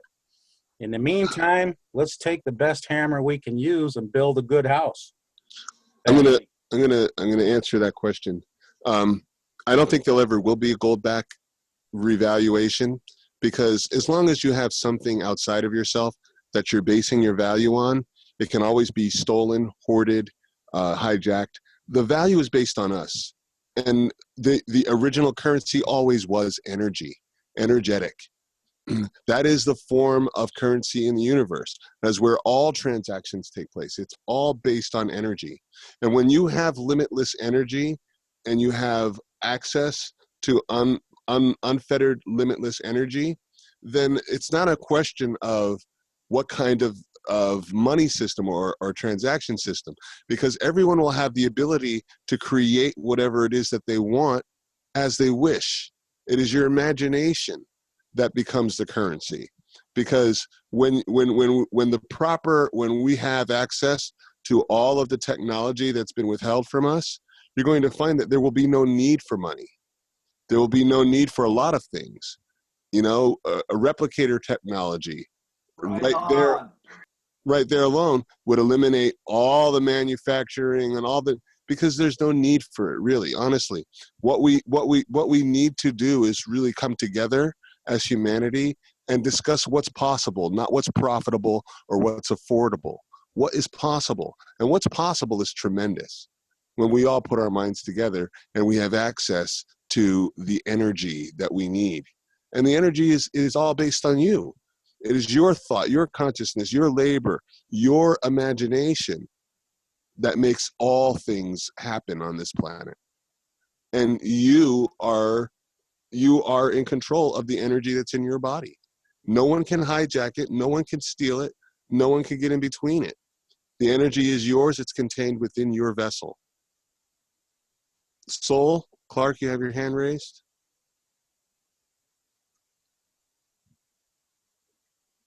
Soul, are you there?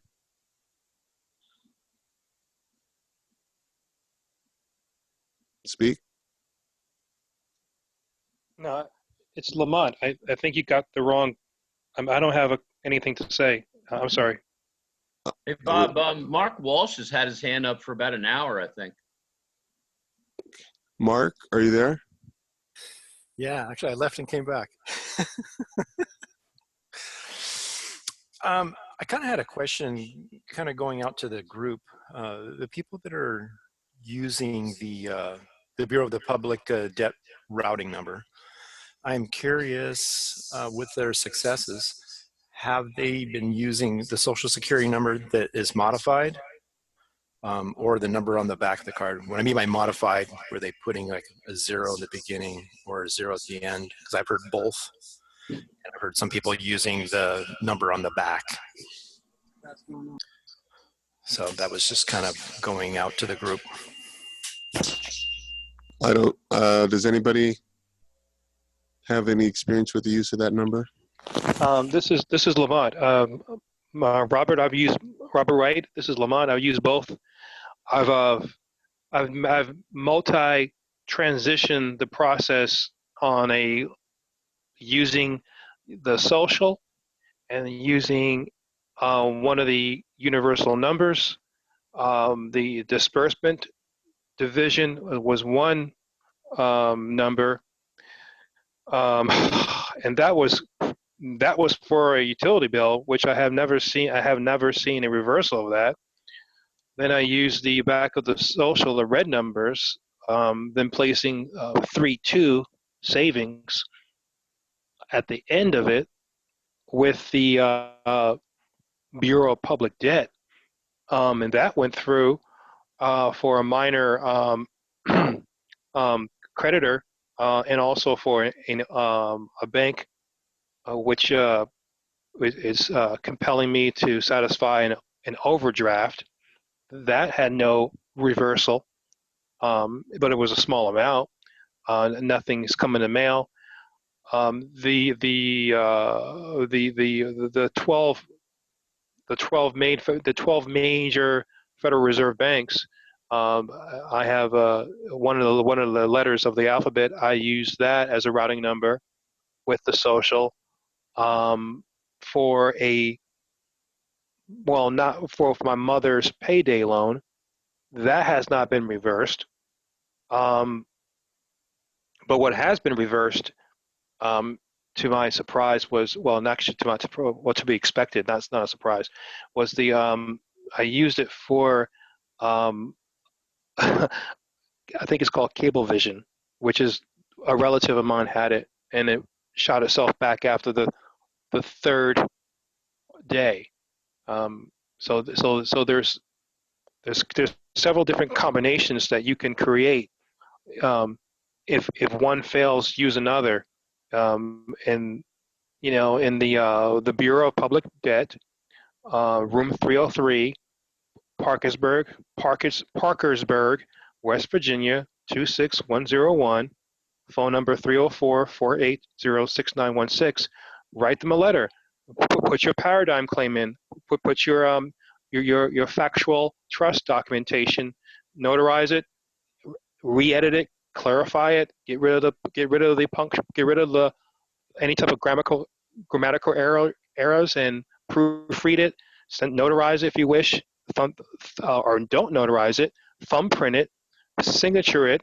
With a thumbprint on it, with a red thumbprint on it, send it off, with an affidavit of ownership, which I did, and then I'm considering it like a chuck full of nuts approach, and I'll make it short, combining the esoteric with the here and now, where Michael's coming from, with what Bob White is coming from, so that it's a knockout punch. One is an uppercut, one's a jab. You're in that ring with them. They want to fight it out. They want to resist this. I have my boxing gloves on. I'm ready to go the full distance with this. And if I'm going with the full distance with this, I'm going to have my titles UCCs. I'm going to have the esoterical side with it too. And I'm going to address it and serve notice. So you take your pick. If you're an administrator on the opposite side and your boss is telling you to resist this, then you're going to have to read my documentation. The chief financial officer and their lack of facilitating what needs to be done in a fiduciary capacity will have to take a look at my truth affidavit, which has a combination of the esoteric side of it, the energetic side of it, OPPT, the IM documents with the UCC, CFR, and I put a disclaimer in there saying that by no means using statutes, codes, and ordinances and case law is to indemnify myself in your arena, on your administrative liability, and where that disclaimer is clear to them that I'm using it to report them and give them notice, but it's not mine, and I'm not liable for its usage. And I haven't had any qualms with the utility bill when I did that. So and I did it I do this always in my court cases for the past 8 years, just to cover myself. So that's been successful in the courtroom. Foreclosure action, helped a friend out, stopped the foreclosure. Did the Truth in Lending Act, Regulation Z, slapped in some esoterical stuff in there too, which blew their mind, that the individual had a paramount claim. His DNA encapsulated biometrics shall not be used and commodified or bonded as surety in the courtroom or any type of ecclesiastic testamentary trust or Chris account trust in the courtroom, and he evokes his common law and natural law, and he wishes this was not so, and he states that on the record. So he has his own court of record. So I mix it up a little bit. So what if they want to dance? If you got to dance with a dark devil, dark magic, fake Elohim, you have to do some type of maneuvering and not stay in one box. And I've been fairly fairly successful so far. Thank you for that. Can I I'm going to interject go for something, Bob? what's that? This is Michael. Can I interject something quickly? Yeah, Michael. Yeah, and then we have two more hands raised, and then we're going to close the meeting down. I think that's a valid point, using the different numbers, trying the different numbers. I've been encouraged by this meeting tonight, and thank to everybody for attending, to try the number on the back side of the Social Security card. I noticed that the routing number from the Federal Reserve Branch Bank that I used that paid my Comcast bill, is 9 digits. I noticed that the Treasury Direct number is 9 digits. If I take the letter off the front of the 8 digits on the back side of my Social Security number, that's going to be 9 digits. But what number should I replace that with? I'm going to try to put a 5 in there because the letter that I have at the front of my sequence of 8 numbers is E as in Echo, which is the 5th branch bank of the 12 Federal Reserve branch banks. And so that would represent number 5. If anybody has any feedback on that, I'm willing to try that, do a little experimenting, and see if that pays off any bills. But thanks for the idea to be flexible in that regard, and I'll test a few things, and if we have another meeting next week, maybe I can share a success story on that. Thank you. Okay, thank you. Look forward to hearing. Carrie, you have your hand raised? Yes, just really quick. Great suggestions from all. I'm going to do another show with Rob tomorrow. And one of the things he had mentioned to me, and I'm just going to toss this out. I don't want to start a big discussion on it, but just a thought. He had mentioned the idea of putting a lien on his account, which says that he's the one who has, that they owe to him whatever's in there or whatever. So I don't know. Just want to toss that out in the soup as a thought for That lien is a commercial bill and the true bill that OPPT filed on behalf of everyone. And it's $5 billion for each, so $10 billion. So you're saying that's already filed, basically? That's already filed, yes. Okay, that's good to know. Thank you. And Judy, you have your hand raised? Yeah, thank you, Bob. This has just been a fabulous conversation on so many levels tonight. One of the things I just want us to all remember too is that, we're navigating this on a lot of different levels and from a lot of different perspectives as one. And a big part of that is understanding that everything comes from within. And so as we move through this, I keep seeing the eye of the needle. As we keep moving through this, I think it's really important to understand that we come at all of this with an understanding that there is no one outside of self. So all beings that you're dealing with, all beings that you are thinking are out there, and the ones that you're going to meet are another facet of who you are. And nothing can be left behind. All must be loved into the wholeness of self and of one. So everything that we're doing, we can't fight this. This isn't about fighting this. This is about recognizing the self and all there is in the self, in that which with which we are trying to tap into now. It's almost as if the people that we're coming up against are the slight tiny doubts in the background of our subconscious. And they're not going to be bullied into submission. They're going to be loved into the wholeness so that they can enjoy the dance along with the rest of the wholeness of us. It's just something that I'm seeing. It's kind of like the universal law of what you resist persists and what you love grows. And we're navigating this. We're navigating it solely, and we're navigating it together as a whole, because there isn't anything outside of the one. Just wanted to kind of put that reminder in here for everyone as we go out and meet those and talk with people. And remember, they are ourselves, and they just need to be acknowledged and loved and understood, that they too have what they think of as their job, until they feel the fullness and completeness of you seeing them in that way. And I think that's how things dissolve. I think that's how we take ourselves through this eye of the needle together. That's just my thoughts on it. Thank you for letting me share. Aho, Judy, aho. Thank you, Judy. I appreciate everybody's comments and everybody's participation. And next week, probably we'll have a different forum where we can get more people on the discussion. But until then, what I would do is please keep doing. Don't stop. Tell a friend. Spread the word as much as you can, because the more people that we get involved in doing this, the faster this change will happen. For all of you who have recorded, you can post the recording freely wherever you like and share. Thank you, everyone. Thank you, Bob. Thank you, Bob. Thank you, everybody. Aho, Bobby. Aho, Judy. Aho. Aho. Aho. Yay. Nice to hear your voice, Mike. Oh, Good to hear you, Kung Fu Bobby. Oh, we all. Good night, Aho, everyone. Good night, Peace Bobby. and abundance for everyone. Thank you. Good night. Next week. Aho. Aho, brother. Aho to you, Floyd. Yeah.